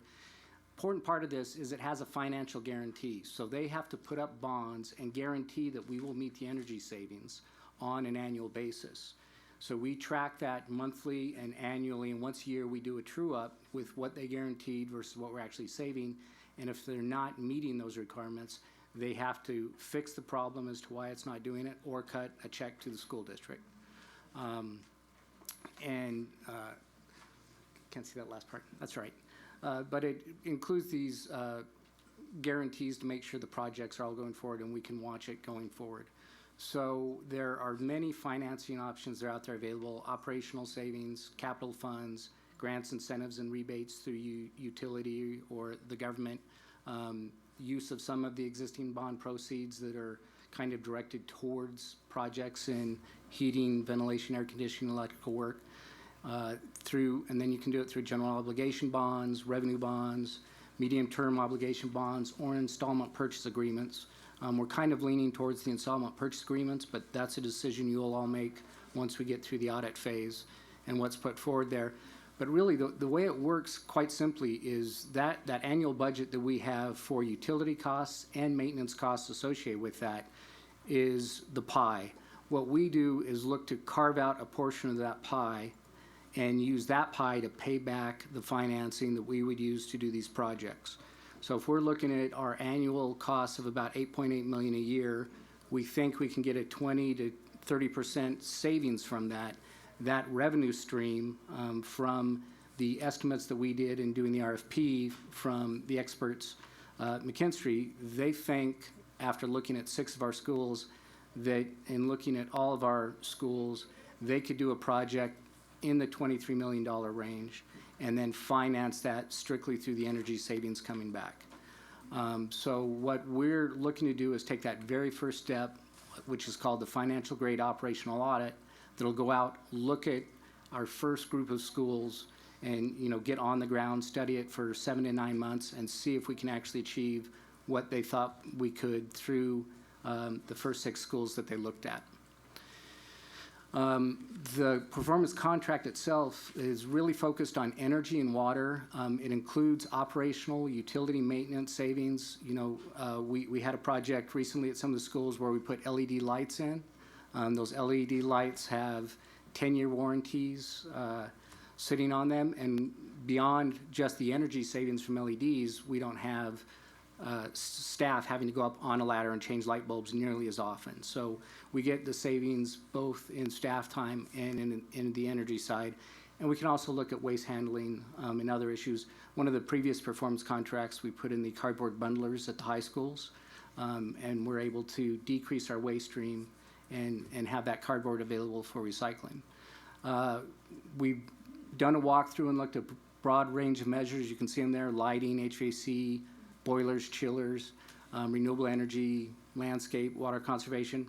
The real interesting part of this is you can bundle projects together into an overall project. So you can take LED lighting, which may have a 2 to 3 year payback, and then you can look at a boiler in an old school that may have a 30, 40 year payback. And when you combine them together, and get it down under the 15 years. It allows you to do some big projects that would be hard to come up with out of our budget by using those energy savings. And with the way it works with cutting out of the budget, it's money we're already spending to NV Energy and TUMWA and those utility bills every year. We're just paying it to pay off for these improvements in our schools and getting a better classroom environment out of that. The way we've looked at it, as you have there, the motion, it's the financial grade operational audit. It's the first step. So they'd go out, they would look at the schools, they'd do the audit. We would come back to you in 7 to 9 months with an actual list of projects for that first 31 schools and say, these are the projects we would like to do, and we would like to step into phase 2 audit. And then at the end of that, here's phase 2 projects, and we'd like to jump into a phase 3 audit and then come back with phase 3 audit. The total dollar amount that you have there for approval, it covers the cost of that audit. So it's important to know that at the end of that audit, the board can, the way the law is structured is the board can say, we love the audit, we want to do the work ourselves, we're going to pay you for the work you did, but then we're going to take the audit and do the work ourselves. Or you say, yeah, we want to go into this project, and then the costs of that audit get rolled into the overall 15-year term of the project. One of the advantages we have right now, though, is the Governor's Office of Energy, and Kelly Thomas is here from them. They're willing to pay the overall cost of that audit to us right now. So that total $270,000 you have, or $240 that is the overall price. The Governor's Office will pay us back that full $240 so that we can keep all of that money into the actual project when we take that step. And with that, I'll turn to Andrea to go through the process. So I do have a question. May I, President Taylor? So what six schools? It'll be coming up in just a I minute. didn't see them.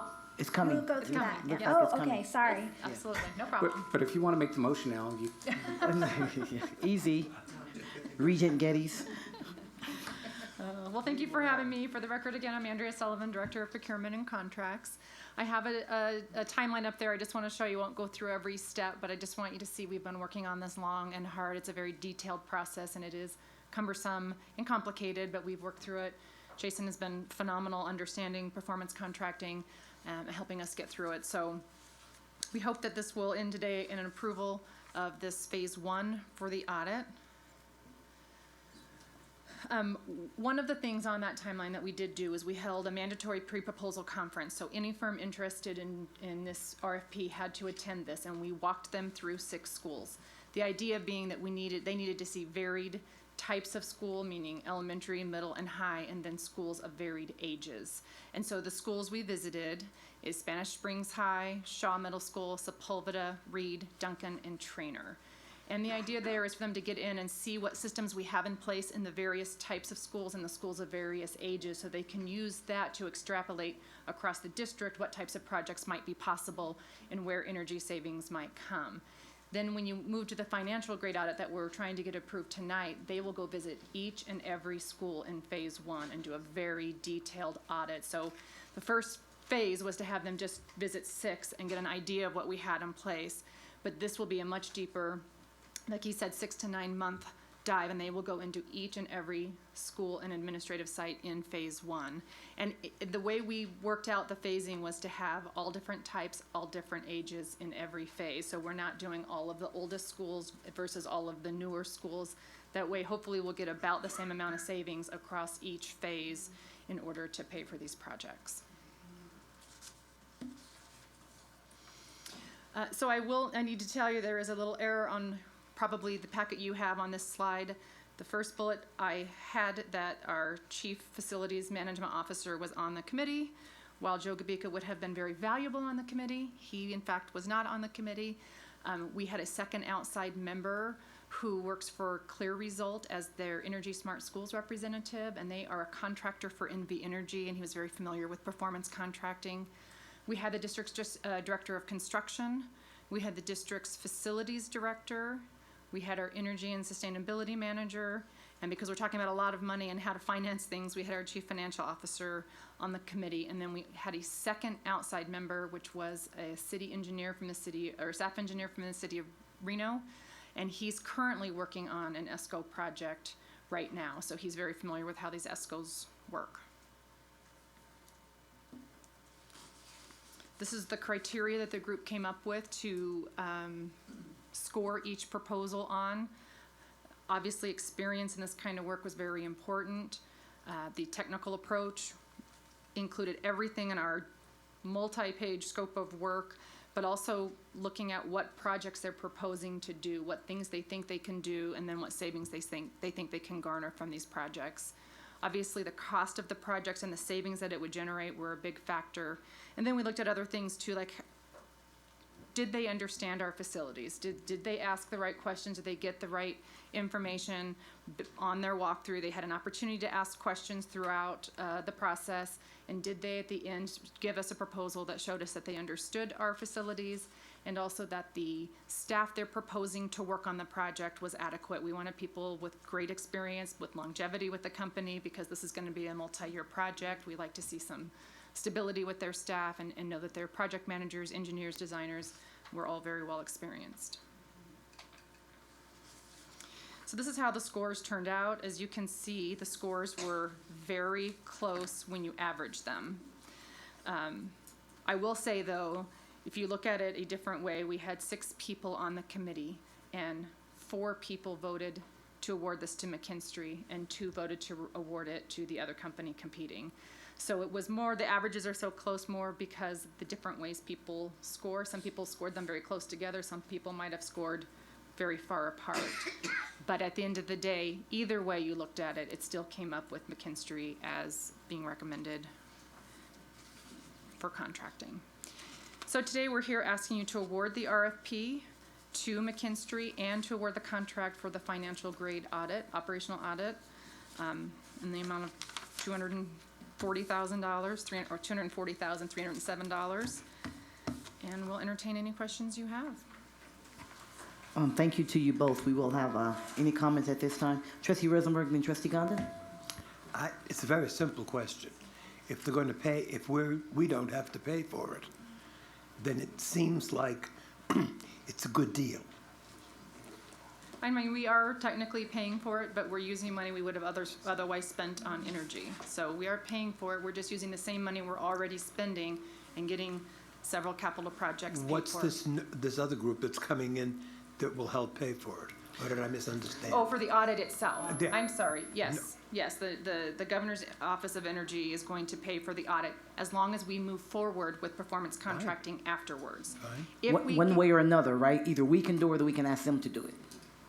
No, I think in order for them to pay for it, this ESCO that we would be hiring would have to perform the work. Okay. If we were to decide that we like the audit, we want this information, but we want to do the work ourselves without the company, then we are on the hook for paying for it. Then we don't get reimbursed. Right. Okay. Okay. Okay, thank you.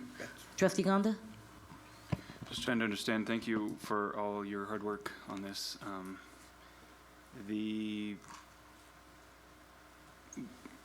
Again, these might seem like simple questions, so bear with me. But if we're going to be paying a company to the audit, there's different stages to the audit. And are we paying $240,000 for each stage of the audit, or is that for the entirety of all That the is the stages? phase 1 cost, and it's based on a 10-cent per square foot cost. And so phase 1 is $240,000, and it will get us approximately a third of our schools and administrative sites audited, and then they'll come back and tell us what projects they think they can do in that phase. So we would bring back to the board, if we recommend moving forward with those projects, we would bring that to the board, as well as bringing back to the board award of the contract for phase 2 for the audit, which would be another third of the sites, school and administrative And sites. another $240,000. Approximately. It's based on square footage, so give or take, yes. Is the governor's office going to reimburse us for all the stages? Yes. Yes, they are. We have that guarantee. Yes. Kelly? Yes. No, just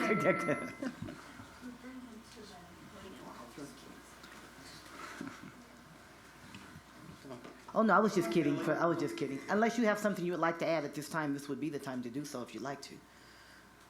Everything's correct so far. Here, come on up, please. And then please do just identify yourself for the record. And if you can speak to Trustee Gonda's question specifically, we'd appreciate it. and thank you for being here. There it goes. Hi, good afternoon. I'm Kelly Thomas with the Governor's Office of Energy, and just here to support this application. As has been mentioned, you know, the $240,000 you guys, we have that through our renewable energy accounts. That's set aside. We've set aside $1 million this year for likes of Washoe County School District, Clark County School District. We issued them a check for $500,000 in July. They're doing a similar thing. They've broken it up into 6 phases. They have 300 schools, so they're doing 50 schools at a time. Carson City School District is underway doing theirs as well. So, and so our reimbursement is only available for public entities like yourselves. So, we hope that you guys will take advantage of it. And yet, yes, we've put aside this money for phase 1, phase 2, and for phase 3.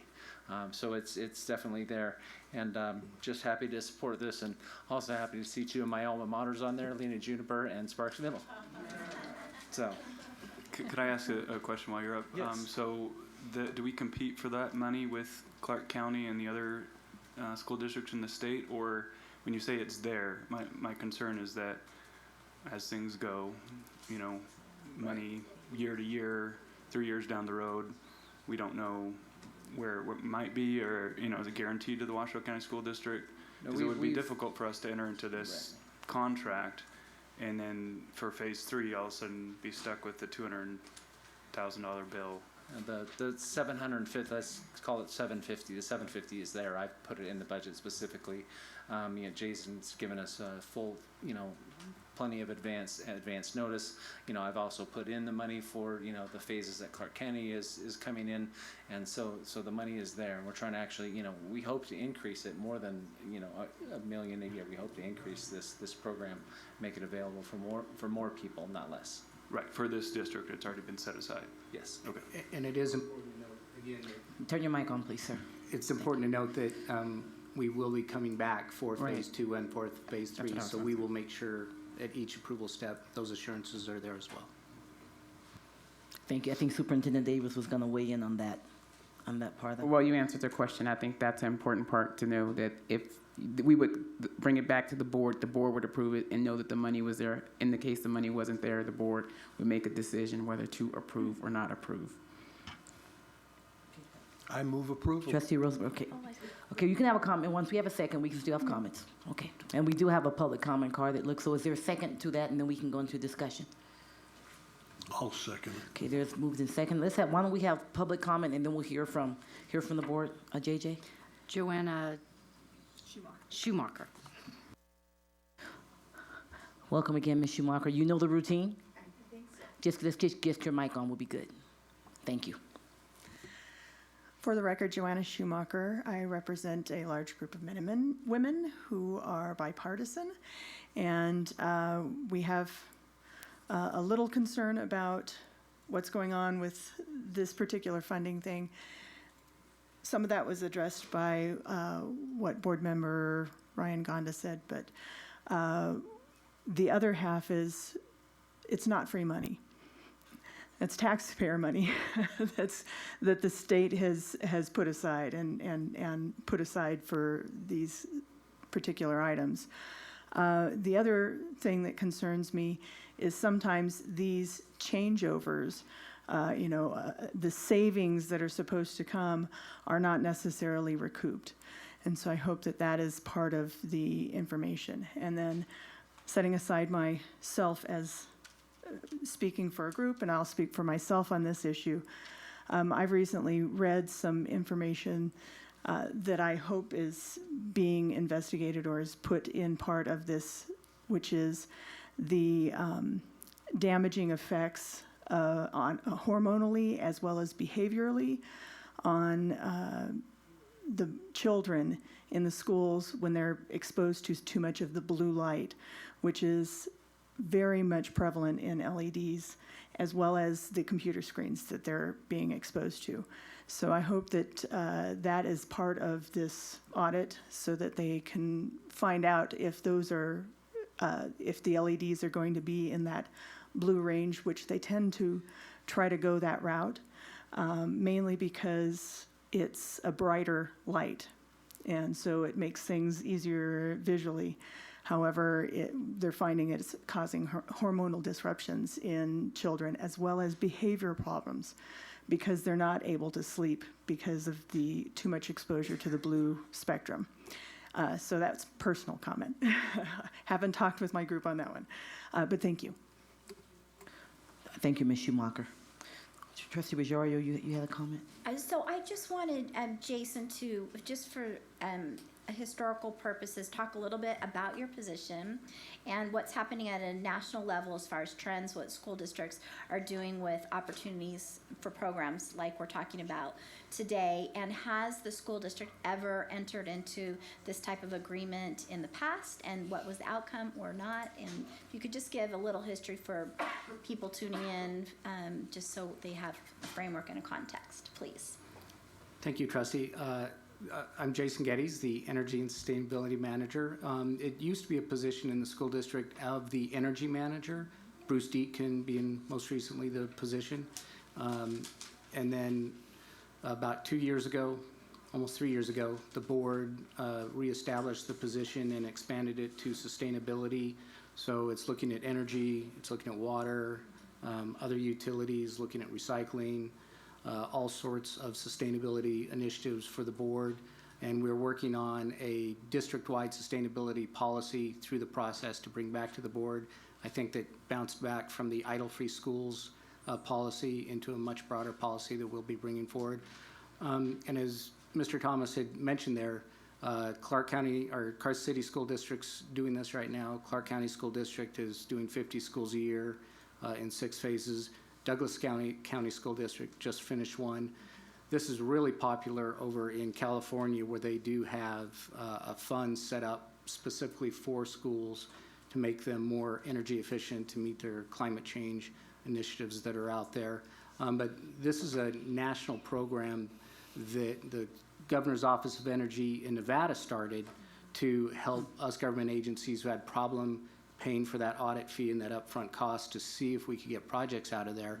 And it's actually a very good program and creative one in Nevada is that it's not coming out of taxpayer dollars. It actually comes out of developer dollars for anybody who develops a renewable energy project, large-scale solar, large-scale geothermal. A portion of what they, the proceeds that they put in as far as the abatements for doing renewable energy projects gets carved off and goes into this fund. And this is a way the Governor's Office of Energy is using that fund to allow us to do these projects. They also funded our READ LED light retrofit program. So they're really working with public agencies to help us lower our costs through the funds that they got through their renewable energy developers. I hope I answered that. You hit every point I wanted you to hit, so thank you. Dr. Dye? Thank you. I think this is very interesting and very necessary, and that's certainly I guess I'm not an expert in this by any means, but I know this is very important, and I'm glad we're considering it. So I'm looking at the financial grade operational audit and project proposal contract. What I want to try and understand are a couple points. First off, 2.6 on page 13 is the independent third-party review. I'd like to know what that is, and then when I think about the reimbursement from the state taxpayer dollars, ESCO, help me understand more the duality of we hire them to do work or we do the work ourselves. How do we manage that? How do you decide? Thank you, Trustee. Actually, you will decide based on a How recommendation. will you help us decide? Well, the first is the state law requires a third-party audit, not a third-party audit, but a third-party engineer to oversee the proposal that puts forward. So if you approve McKinstry today, they will go out, they'll do the 7 to 9 month audit, and they'll put together a list of projects with the energy savings, operational savings. They'll crunch all the numbers and say, if we do project X, this will be your savings that we're willing to guarantee. NRS 332 requires us, since we're school district and not necessarily energy managers, to hire a third-party engineer to look at their calculations, to basically give us the assurance that we're not being sold a bill of goods, but that what they crunch and put together, somebody else has validated and verified as well as our staff looking at it. So it just gives that independent assurance of what the project they're proposing will pay for itself. So then the second part of that, again, it's not taxpayer dollars. It is renewable energy project development dollars that go into this fund that the Governor's Office of Energy puts out for us to use. So basically, because it is a multi-step process, the way the law works is we approve them to do the financial grade operational audit.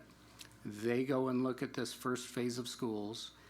They come back, and if they are able, well, if they're not able to put together a project that pays for itself, we're done.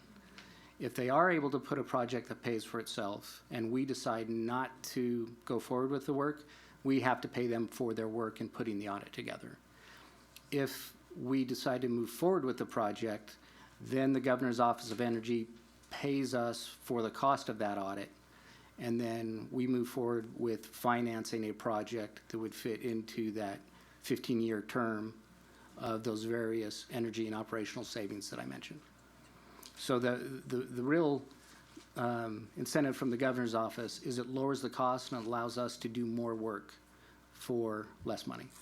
And there's 3 phases, so that process you just defined would be 3 times.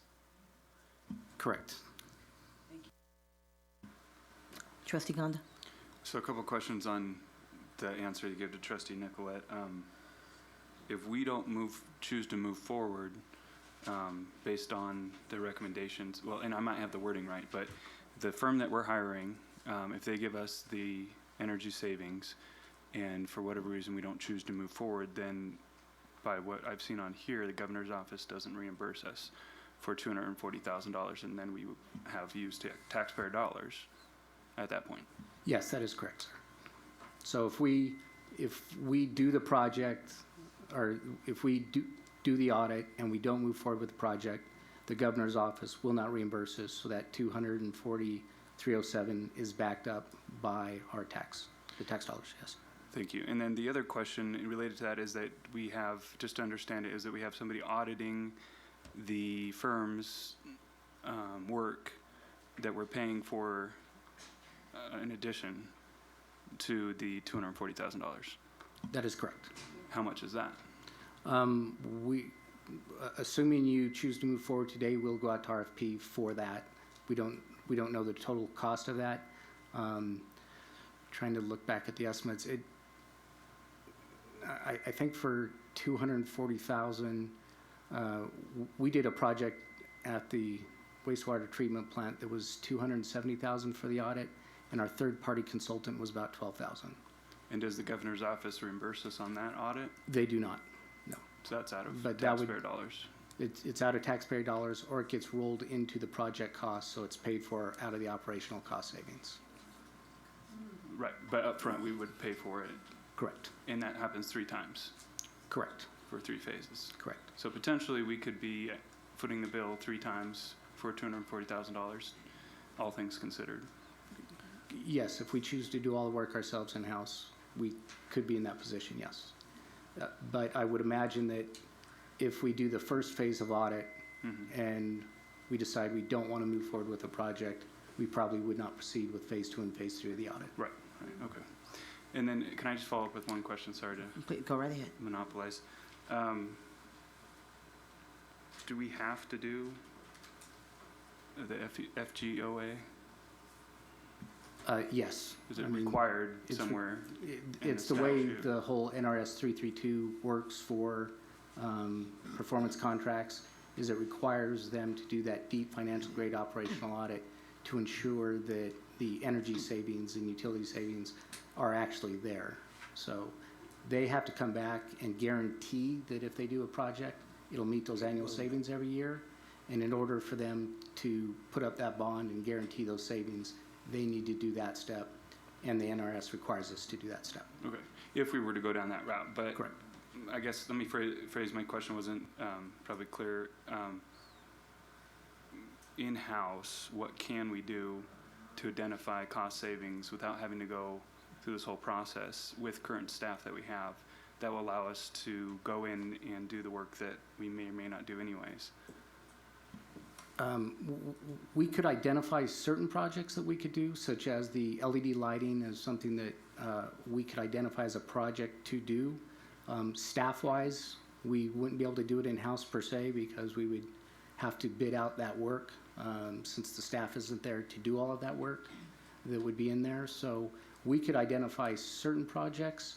What we get in doing a project like this is the ability to bundle. So, you know, we've identified a few projects where we'll go in and do the LED lights at a school, and that is something that we can pay for out of our budget. Our energy budget per year is about $100,000 to do energy projects, right, which doesn't go far. So really, beyond the expertise of them identifying projects, it's creating that financial mechanism that allows us to put out the financing to do all these projects now and pay for it with the savings that we would normally be paying NBRG and TUMA. Thank you. And if you, let me just add a few things, and that is some of the projects that we'll identify through this performance contracting aren't necessarily projects we would be doing because we're doing projects based on how they're in FICUS. So if they are not rated high in FICUS, we wouldn't as a district be taking those on because that's our priority right now. So this gives us the ability to do projects that may or may not be top on the list in FICUS, and it's money we're already spending that we wouldn't have to spend. And as far as the staff goes, this contract in itself will obviously cost staff time. There's a lot we have to do. But they're going to propose something like $25 million in construction projects that they're going to do all the bidding for. They're going to manage all the subcontractors. And for me to do another $25 million in projects, and for the capital projects staff to do another $25 million in projects, we would have to expand our staff quite a bit. And so this is a way to bring in some experts that do this for a living, bring in their expertise and be able to get it done while concurrently our staff is working on that, but also the $35 million of bond money we'll be doing. And should we get any other additional sources of revenue, we'll also be able to focus on those projects as well. Trustee Rosenberg? One thing and I could be wrong. No, I'm not. Every penny that we spend ultimately is taxpayer money. I'm a taxpayer like anybody else. This sounds like a damn good deal. It gives us an identification factor and a way of fixing something that will save us money and make it better for the kids. I don't see a problem. I just have a couple of just one question really. On the comment of being concerned about the blue light that our children or our kids are in schools are exposed to, is there some mechanism, are we being watchful for something like that, Dr. Geddes? Yes, President Taylor, we have been looking at that issue and we study those issues. Really, a side component of the energy and utility savings is classroom comfort. You know, that's one of the focuses we're looking at, exchanging the air in the classroom, making sure the indoor air quality is better, making sure the lighting is better. We've been talking with the Washoe County Health District on the light levels that they're looking for. And when we did the READ project last year, we actually went in and got a variety of different bulbs with the different wavelengths and did light reading measurements and just brought teachers and kids in and asked them what it was like and how they were doing. And the blue light tends to be a 5,000 K bulb, which is a real white blue light, and it can be quite distracting. We stepped down to 4,100 bulbs over at Reed's school, and we're looking at 3,000 K bulbs. We're looking where we can get that light, but make sure it's a comfortable setting. And really, one of the reasons we're recommending McKinstry is that they have a very strong lighting team. So they'll be bringing in their lighting professionals and lighting experts, and they're very familiar with the national standards, and they deal with these lighting issues every day. So that'll definitely be something we address through the process. Thank you. The only other thing I would say is this gives us a chance. I think at worst, we could pay for the third party We could, but we could also roll that in and pull that in from the savings. But at worst, in doing this, we could be on the line for about $12,000 a year at worst, while creating a better environment for our students, for our staff. In addition, it is reducing our footprint. And I think it's important for us to be able to do that as we move forward and look forward. And it's clear that it isn't something that we could do, especially not to this level in and of ourselves. And we have an opportunity with money already being set aside. So there's a level of comfort that it will happen. So I certainly want to, I want to urge approval from my colleagues and just thank you for bringing this forth. I'd love to hear from Katie's over there nodding. I'd love to hear from our student representative on this. I think that it's very important. I know that going through school and how we're so focused on STEM, and so I think that we definitely should be showing that we really want this renewable energy by actually doing it ourselves, other than just like talking about why it's important. If it's actually in the schools, then it shows that it's important to us too, and it really shows why STEM is so important. Thank you for that. Then I will certainly, we have a motion on the floor. Move for approval and a second. Seeing no further discussion, all those in favor, please signify by saying aye. Aye. Is there any opposition? There's one opposition. Okay, the motion is carried. Let the record show that it is 5-1. Thank you so much for your work.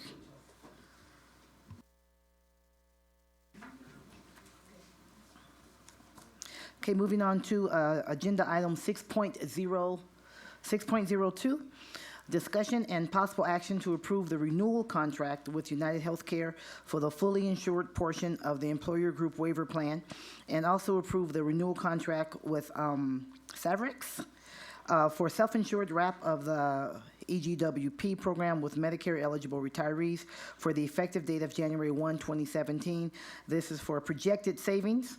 We like projected savings. This is for a projected savings of $564,522.12 for a possible action. And before us is our Chief Human Resources Officer, Don Huckabee, and Risk Manager, Jackie James. Thank you, ladies. Good afternoon, President Taylor, Superintendent Davis, and members of the board. I'm Dawn Huckabee, Chief Human Resources Officer. With me is Jackie James, Risk Manager, and we are before you today for possible approval of these contracts. We have been with SaveRx and United Healthcare since 2014. It has shown a significant savings to have our retirees on this plan, which we affectionately call EGWIP, and it allows our retirees to have the same exact benefits in place through this wraparound program. In your board item, it shows how much we have incurred in savings, with a very significant amount of money projected savings for this upcoming year, 2017, of over $564,000. It is something that we have done, as I said, for the past few years. This would be a one-year contract with 2 one-year renewals with United Healthcare, with a 3-year contract wraparound savings with SaveRx. And Jackie is here to answer any specific questions you have regarding this. Dr. Dye. It really just, I need information to understand this. So, $564,000, woohoo, and our retirees will still be garnered the service that they're accustomed to and keep them safe and healthy. And how does this happen? $500,000 in savings. What is it about the insurance industry that makes this happen? Well, part of this is the United Healthcare is a fully insured portion, and that has to do with Medicare. And so the retirees are on the Medicare Part D, and then we do a wrap with SaveRx, which the wrap has the ability to mimic our current plan. So the retirees get the exact same benefits. Actually, in some cases, they're getting a better benefit. When we first implemented this program in January of 2014, we had retirees coming back and telling us that they were actually incurring a greater savings on their prescriptions, and they were paying less than they were when they were on the same plan as the actives. So it's been very well received by our retiree population. Trustee Mayor? Yes, this has nothing to do with the health, St. Mary's versus Renowned and all that we went through before. This is just the prescription part. Correct, it's just the pharmacy. So we don't have to have a lot of hearings on Renowned versus St. Mary's or anything like that? Okay, No. good. Then I'll move to approve this item as outlined by staff. It has been moved and seconded. Is there any further discussion? Trustee Gonda? So the projected savings are to whom? To the district, To the district? yes. Okay. So are we, once we save that portion of money, is it just saving simply we don't have to pay for it, or is it coming back to us in terms of reimbursements? It is savings to us and savings to the insurance trust fund. That we don't have to pay out at the initial? Correct. We're not Correct. getting reimbursed on Yes. an amount? Okay, thank you. Trustee Rosario? No. Oh, your light's on, so I misread that. Oh. Okay. Okay, seeing no further discussion, then I'll entertain, we'll take the vote. All those in favor, please signify by saying aye. Aye. Is there any opposition? The motion is carried, and let the record show that it is unanimous. Ladies, thank you very much, and thank you for saving money Thank you. and increasing services for our retirees at the same time. Yes, they are up again, so the same suspects. Okay. Agenda item 6.03, discussion and possible action to approve the contract renewal with Vision Services Plan, VSP, for 3 years effective January 1 for an approximate annual cost of $102,000 to the district's insurance fund. This is for possible action. Again, we have the same two suspects in front of us, ladies. Thank you. Thank you so much. As part of our health benefit plan, we offer vision services to our employees. We have had a very well-established relationship with VSP. What's before you today for possible action is a 3-year renewal with no increase in the rate, but with some additional benefits. So in your board packet, you had some of the savings that would be coming to us for this upcoming year, 2017. It includes a $20 benefit for eyeglasses and also inclusion of hearing products, which we're very excited about to be including this year. And we're here for any questions you might have. Any questions? Could you talk a little bit about the rate? There's a rate increase on this, and talk about the cost, the $102,000. There's not a rate increase, there's just an increase in our employee population, which has caused it to go up over the $100,000 mark. So that's where the increase comes, is because we have more lives that we are insuring. So the increase is really a couple of $1,000. The total cost is $102,000. Correct. Okay. Yes. Is there a second? It's been moved and seconded that we approve the motion that's before us to approve the renewal contract for Vision Services Plan, 3 years effective January 1 for an approximate annual cost of $102,000 to the district's insurance fund. Okay, seeing no further discussion, all those in favor, please signify by saying aye. Aye. Any opposition? The motion is carried. Let the record show that it is unanimous. Thank you. Thank you, ladies. We appreciate all your work. Take care of our people. Okay, moving on to agenda item 6.04. Yeah, this one. Thanks, David. This one. This is discussion and possible action of the proposed revision of Board Policy 6111, school calendars and schedule types, to relieve overcrowding, to include the addition of language related to alternative schedule types and automatic conversion thresholds for the multi-track year-round and double sessions, and possible action to provide preliminary approval to the proposed revision of Board Policy 6111, school calendars and schedule types, to relieve overcrowding and initiate the 15-day public review process.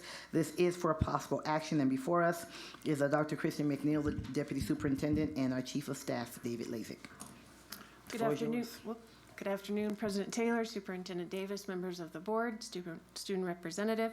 So today, just to be very clear, this is separate and distinct from the board action that was taken on October 11th, 2016.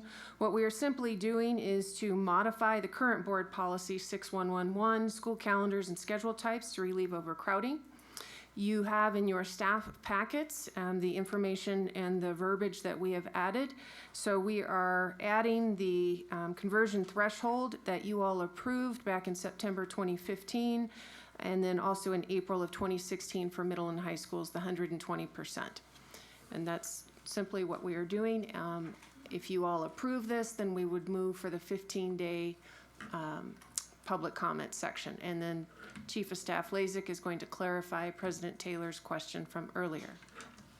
All right, David Lasik, Chief of Staff for the record. And President Taylor, you had asked about the board action at the last board meeting on October 11th and what that did. So that was in relation to administrative regulation 6111 and where we are, that's our work procedures of basically how we implement the 120% conversion threshold. However, in that regulation in section I, number 2, it does state modification of these conversion thresholds requires approval of the Board of Trustees. So that the motion you guys took at the last board meeting, we will be weaving language into the regulation 6111, not necessarily the policy. And I think you had asked about how would that get changed in the future, and through the regulation, through the Board of Trustees, that would require board action to change that. So really, just to make sure that I'm clear, and thank you, I think that I am. So then you'll weave the language into the regulation, and then the regulation can only get changed by board action? The conversion threshold, so what the action. So the modification the that we made, modification, which includes the modification to that. Bingo. Gotcha. I just wanted to make sure that was clear. Okay. Any other discussion from the board? No. Dr. Dye? I don't know if it's a discussion so much as I clearly remember the meeting that kind of surrounded this new view. Does it address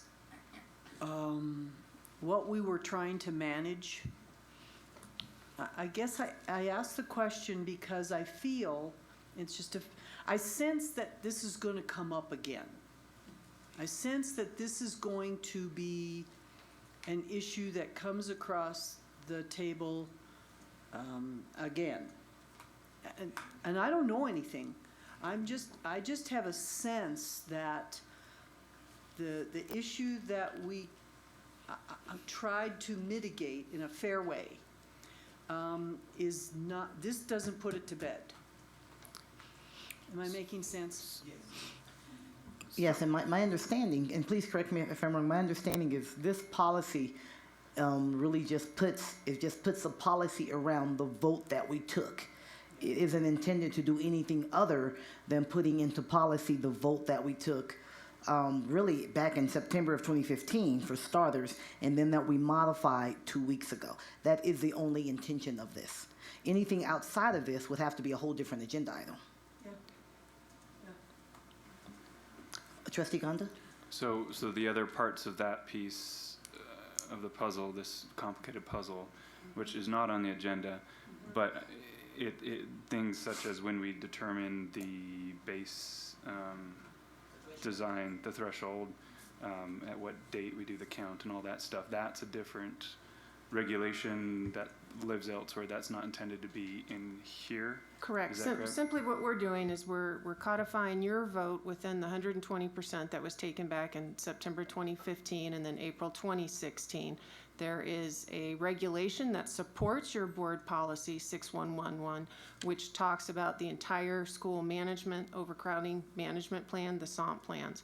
And what David was talking about is that will be modified to show your direction given to the superintendent at the last board meeting. What David was clarifying is that it simply states within that regulation that any type of change to that conversion threshold must be approved by the Board of Trustees. And so any of the other things outside of this would have to be a different agenda item? That would have to happen, if that answers your question? Yes. Okay, okay. I guess I just want to close with, that was an interesting discussion that we had, and I'm personally very proud, even though there was pushback. It was a difficult discussion at the last board meeting, and I believe that as a collective, the employees and the board together showed that we listened and that we tried to be responsive, and yet I can speak for myself, recognize that that was a bit of an isolated issue, and we did cause, through our decisions, some challenge. And I guess I just want to say that I'm very proud of all of us, volunteers sitting here as trustees and the employees, that we were able to come to an agreement, I think, that was good and fair. And thank you for your work. Thank you, Trustee Nicolette. Seeing no further discussion, I will entertain the motion at this time. Let me find it. No, I want to do it. I'm going to find it in my little piece of paper here so I can make a proper motion.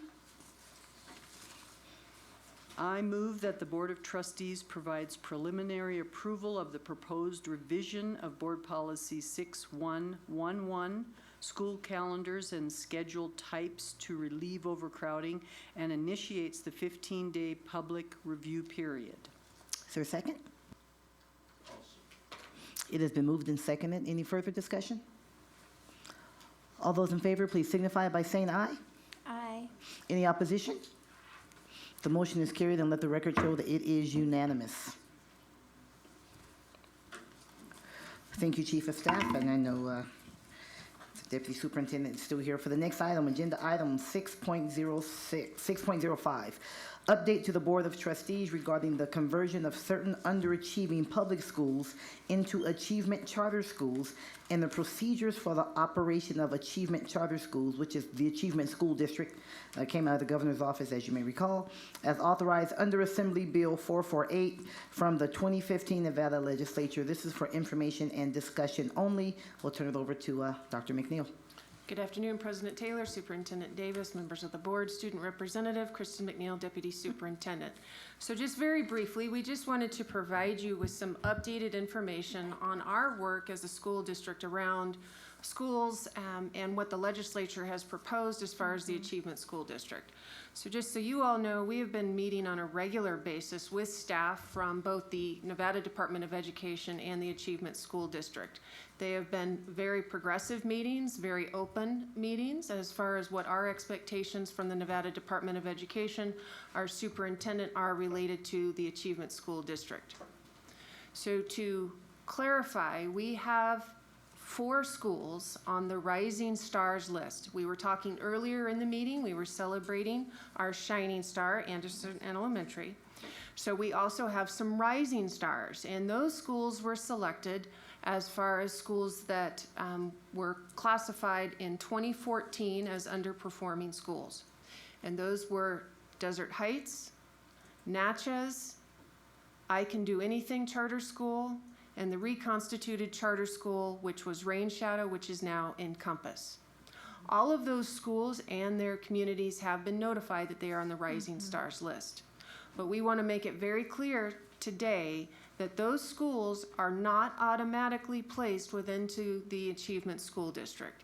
There is a very lengthy process that the Nevada Department of Education, the State Board of Education, as well as you as the Board of Trustees and our superintendent will be going through as far as what that final list would look like.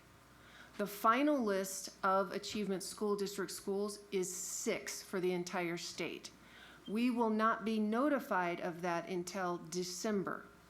But I want to assure you and the superintendent that we will continue to have discussions as far as what this looks like for those schools.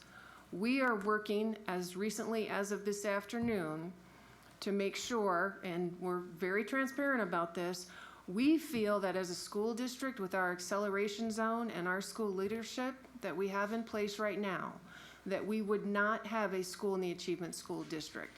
We feel that those types of interventions and those structures that we already have in place would satisfy the intent of making sure that those schools are performing to high levels. Trustee Mayor? You know, we get a lot of complaints and everything, but when we do something great, it seems like nobody comes out. By this coming out here, these 4 schools have improved, so they're not going to get on the list. And the reason that they have improved is because of the parents and the staff and the extra help that we have given to these schools. And I think that I may be a voice in the wilderness, but I think this is tremendous. It shows a lot of respect for kids that need help, getting help, and improving. And I thank you all for the work you're doing. And I hope in December that I don't see any of these on the list. But I can tell you, just going to Desert Heights, it's a whole new atmosphere out there. Thank you, Trustee Mayor. Superintendent Davis? You know, as we go into the new naming of how we identify schools, this is quite different for us. And so we try to explain it as rise and shine, right? And so, you know, we have schools that, we know that Anderson is shining, and we do have our 4 schools that are rising, and we believe with our efforts around turnaround and what we've done that we will see that those schools will shine considerably also. Well, and just Thank you, Superintendent Davis. That's great. and Trustee just to Jones? follow that, really how you talk about it makes a difference to our children and families. So, you know, I appreciate Superintendent you talking about that because, you know, we don't want to make our children feel bad, our parents feel bad, because this is an opportunity for growth. And so renaming it, I think, was the right thing to do. And I think it will send a positive message to our community. Trustee Gonda? Thank you, Trustee Vijaria. My hope is as well that those 4 schools continue to rise and shine and do well. But if they don't and they are converted to achievement school district or schools, what does that look like? What does that mean? What changes? What's the effect on the parents and the students? So there is a very intense process when that happens. So they have to work, the Achievement School District Executive Director must vet, and so they have already sent out an RFP for charter management organizations. So the Executive Director, along with the Nevada Department of Education, will have to vet what those applications look like, working in conjunction with the school district. But it is an intense process as far as making sure that the community fully understands that that is a charter management organization. So attached to your staff reports, there were 2 different types of exhibits that you could use as far as the timeline, but then also the information that the Achievement School District has sent out. And one of our recommendations to the Achievement School District was that they make it very clear to our parents and our communities that these are charter schools. And so that's one of the things that we wanted them to think about when they were sending out information. But you're absolutely correct. There is a very intense process as far as what this looks like, staff involvement, administration involvement. There's also obligations on the district side as far as capital funding, what that looks like as far as the conversion of the building to a charter school. There's a time that the school is within that. The district can offer services as far as transportation, nutrition services for fees into the charter management organization.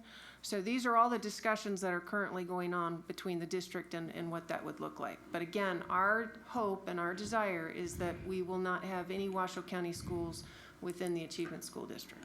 Well said, Madam Deputy. I think this is one of the things that happen in education when you are a principal and you go, we've had turnaround. There's been many variations of what happens if schools are not excelling at a particular rate. And as superintendents work together across the state, you know, we're a little different in Washoe. I've been very clear about we don't want any of our schools going to that particular zone. But then you get into how you norm or criteria and reference test, and there's a bell curve. serve. And so there's lots of questions that we have discussed with the states to have a clear understanding. But we are going to be transparent to our families about, if selected by the state, what that actually means, because they would no longer be part of the Washoe County School District. We have lots of questions about transportation, lunch, because they no longer, and there's contracting out. So there's a lot of work to be done, but it is our hopes through what we think we can continue to do and help those populations continue to rise, that we keep them and then they shine. No, we are not letting anybody go. Well, I just want to thank you. Certainly, let's be very transparent about the whole process. And as a district, are saying that we feel good about, and I think we can all agree that we do the work that's being done around our schools that are rising, and that we want that we want them to take the opportunities for growth, and that there's a bright future for them in the work that's being done around to give them support, the schools and the kids and the parents, and we still believe in that. And have great expectations there. And I'm glad that we have high expectations for all of our kids. And I think it's important that we stand with that and stand behind it and fight for them. And let me just add, depending on what happens, remember we have to wait on, we don't hold the vote. That's not how it happens. But depending on what happens, either way, we are going to come back to you with a plan of either what the transition looks like for those schools, or what we are doing to assist those schools, how we are going to implement our plan and our strategy to continue to help them shine. So this was just, we know this is coming out. You'll start hearing lots of information about it. We just wanted you to have an opportunity to kind of understand what it's about, but we will be back in front of the board depending on the outcome about what's going to happen for our schools as we continue to improve on every child by name and face to graduation. Absolutely. Okay, Dr. Dye. I'm just wondering, what have the conversations been so far with these 4 schools, with administration, with teachers, with families? So very preliminary conversations, because we're still putting together what our plans are for each one of the schools. But we have made it very important so that the administrators can send the message to their staff exactly what Superintendent Davis was speaking about, as far as this should not be looked upon as something that is a negative. We have support structures put into place. We want all of our schools to succeed, and if anything, these schools would be receiving additional supports. So the conversations have been very productive, very clear as far as that we do need to make gains. We do have expectations. We will have achievement targets. And so those conversations with the principals, with the teachers, and with the community have just started, because we just received this list just a couple weeks ago. But those conversations have started. Superintendent Davis? And I'll just say this is complicated, because when you start talking about turnaround, you're talking about changing out staff, looking at principals, and this is part of a model, right? And we have to be in line with the state. We can't step before the state because the state is driving the ASD, and then we follow suit. And like I said earlier, we wanted to give you an opportunity because you'll start hearing the buzz around this. We will do our due diligence to put information in front of you as soon as we are able to do that. We know that some districts kind of stepped out early, and that wasn't necessarily a positive thing. We want to be in line with what the state's doing. But at the end of the day, we want to take care of kids too, and we know through historical data that some of our schools have been struggling, and what can we do to assist those schools. As you know, Desert Heights has a large special education population, but we've revamped special education, right? So there's things that we are already doing, putting in place to assist kids. It's just going to take time to see that come to fruition. So I'm pretty positive about the deputy's challenge ahead of her to make sure that we take care of all our students. Were you leaning in, Katie? Yeah, please. So this might have already been answered, but I don't remember. Is there any other schools that look like they might be projected to get onto this list? Good question. What a very insightful question. So this particular list had 56 schools across the state, and Washoe County School District had 4. Now, the interesting thing to note is that this was based on 2014 data. As we move out and as the SBAC results are getting better and better every year, Those lists are going to be changing on an annual basis.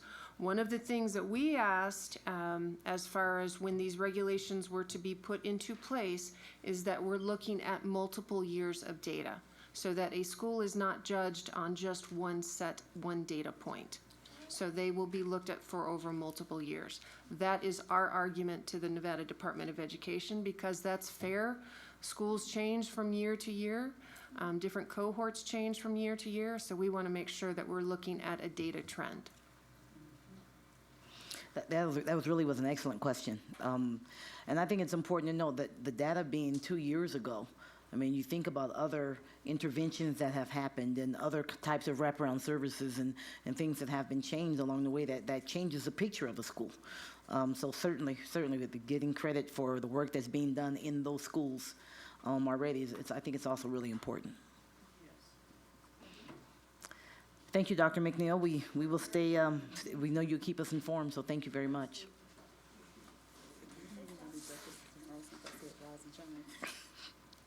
Okay, agenda item 6.06. Last and certainly not least for the evening, presentation to the Board of Trustees regarding the National Service Enterprise Certification and Volunteer Management Engagement awarded to volunteer services. We are very, very excited to welcome you're Irene Payne not and as Lisa Marie excited Lightfoot. as we are to be here. So, good afternoon, President Taylor, Trustees, Superintendent Davis. For the record, Irene Payne, Chief Communications and Community Engagement Officer. And this afternoon I am joined by Lisa Marie Lightfoot. Got to put your little microphone on. I'm sorry. Lisa Marie Lightfoot from Volunteer Services. So we're going to ask you to cast your mind back to October the 8th, 2015, where we came in front of you and we talked about volunteer services working really hard for this service enterprise initiative. We talked about the fact that the team had already been working on it for 10 months before we actually came in front of you. So they started at the beginning of last year. And the purpose of the Service Enterprise Initiative is really to expand our ability, our volunteer services department's ability to better serve the school district. And what we mean by that is to better serve our students and our teachers, and to do that through being the most efficient and effective department we can be, and following best practice that has been shown throughout the country to be best practice in terms of volunteers. Now, Lisa Marie and I, when we came in front of you last year, we said that the next time you saw us, we would be talking about having received the certification. And at the time, I said it, and at the time I thought that possibly is a bold claim, but as you know, we're really excited because that's exactly why we're here. We're here to say that we actually, or the department under Lisa Marie's leadership, have received the Service Enterprise Initiative certification. That means we are the first school district in the whole country, to receive this. And we are now going to be a model for other school districts to follow and to model. So we are leading the country in terms of how we manage our volunteers. And we got the news about a week ago, but probably about 3 weeks ago, the final step in the process was to actually have a site visit from the Service Enterprise team, and they sat with us or spent the whole day or a good part of the day with the team. They went out and looked at volunteers, how we work with volunteers, and then a week later we got the news to say that we actually rock when it comes to volunteers, which is a good thing, because when you think about it, we have how many volunteers in the district? 15,000. So that's quite a number of volunteers in our school district, don't you think? Yes, it is.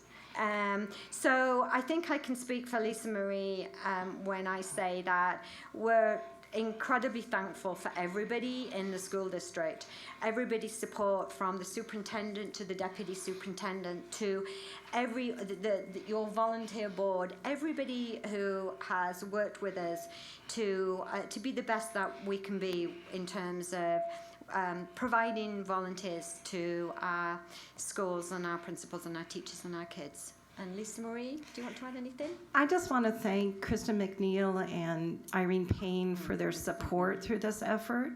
And it was a team effort. We had a great staff. We had community involvement. And we're very grateful that it came to a good end. And we reaped the benefits of it already. We've seen better retention. We're bringing in volunteers and placing them better because of the survey, the things we've learned to do. So we feel really good. And I'm excited. I want us to be a model for a lot of the schools. I go to national conferences occasionally, and they do parts of what we do, but nobody does everything that we do. So we're very excited. Nevada Volunteers has been an incredible partner. It's kind of a good way to end the meeting, don't you think? It's a great way. I was thinking, why was this last on the agenda? You guys have to stick around, but now I know. Yes. It's great. I mean, I know all of my colleagues here, and I know the superintendent's lights on, so she can't. I have to talk before her because she's gonna jump in on some stuff. She's leaning in, but just the work that you do, phenomenal job, and a long process. I know that there are many that will want to do it, but just can't endure the process. And one of the great things about it, as you said, is not just the designation, but what you learn along the way that's already making us better. I mean, 15,000 employees. Think about all the work that's happening in this district that could not happen without 15,000 people being willing to jump in and be involved and say, I want to do something and help in the schools. What can I do? And you make it possible for them. So for not just from the board, but really our schools, our kids need the work that you're allowing to happen and making a way. So there's no way to thank you enough and to congratulate you enough for really a job well done. Thank you very much. Job well done. We're blessed, really. I mean, I think we have a wonderful community, and I think they give us wonderful support. So congratulations. I think that if anybody saw your excitement the other day when you were in my office, I thought you were like a kid in a candy store and holding a secret that you actually spilled before. You were supposed to spill it. Get me in trouble. And it's all right. I'm her boss, so you're okay.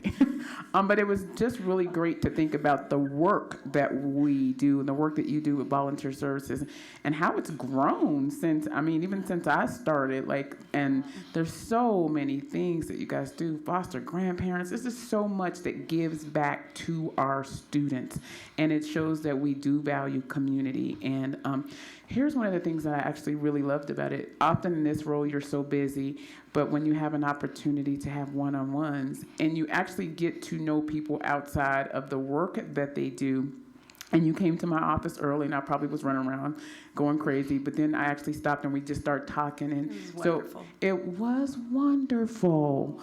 And I think sometimes, everybody knows I'll randomly go in the back some office and say hi, and everybody's like, the superintendent's back here, why? But it really is just about just trying to get to know everybody. So it was a wonderful conversation, and you are a wonderful employee, and we are blessed to have you. Thank you. Thank you very much.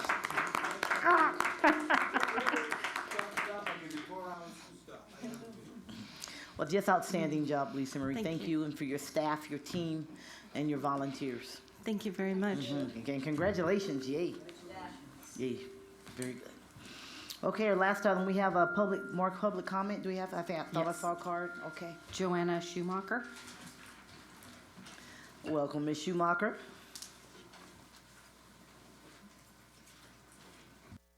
Look, she's been to one meeting and she's helping turning stuff off, and she's an expert now. Thank you for your help.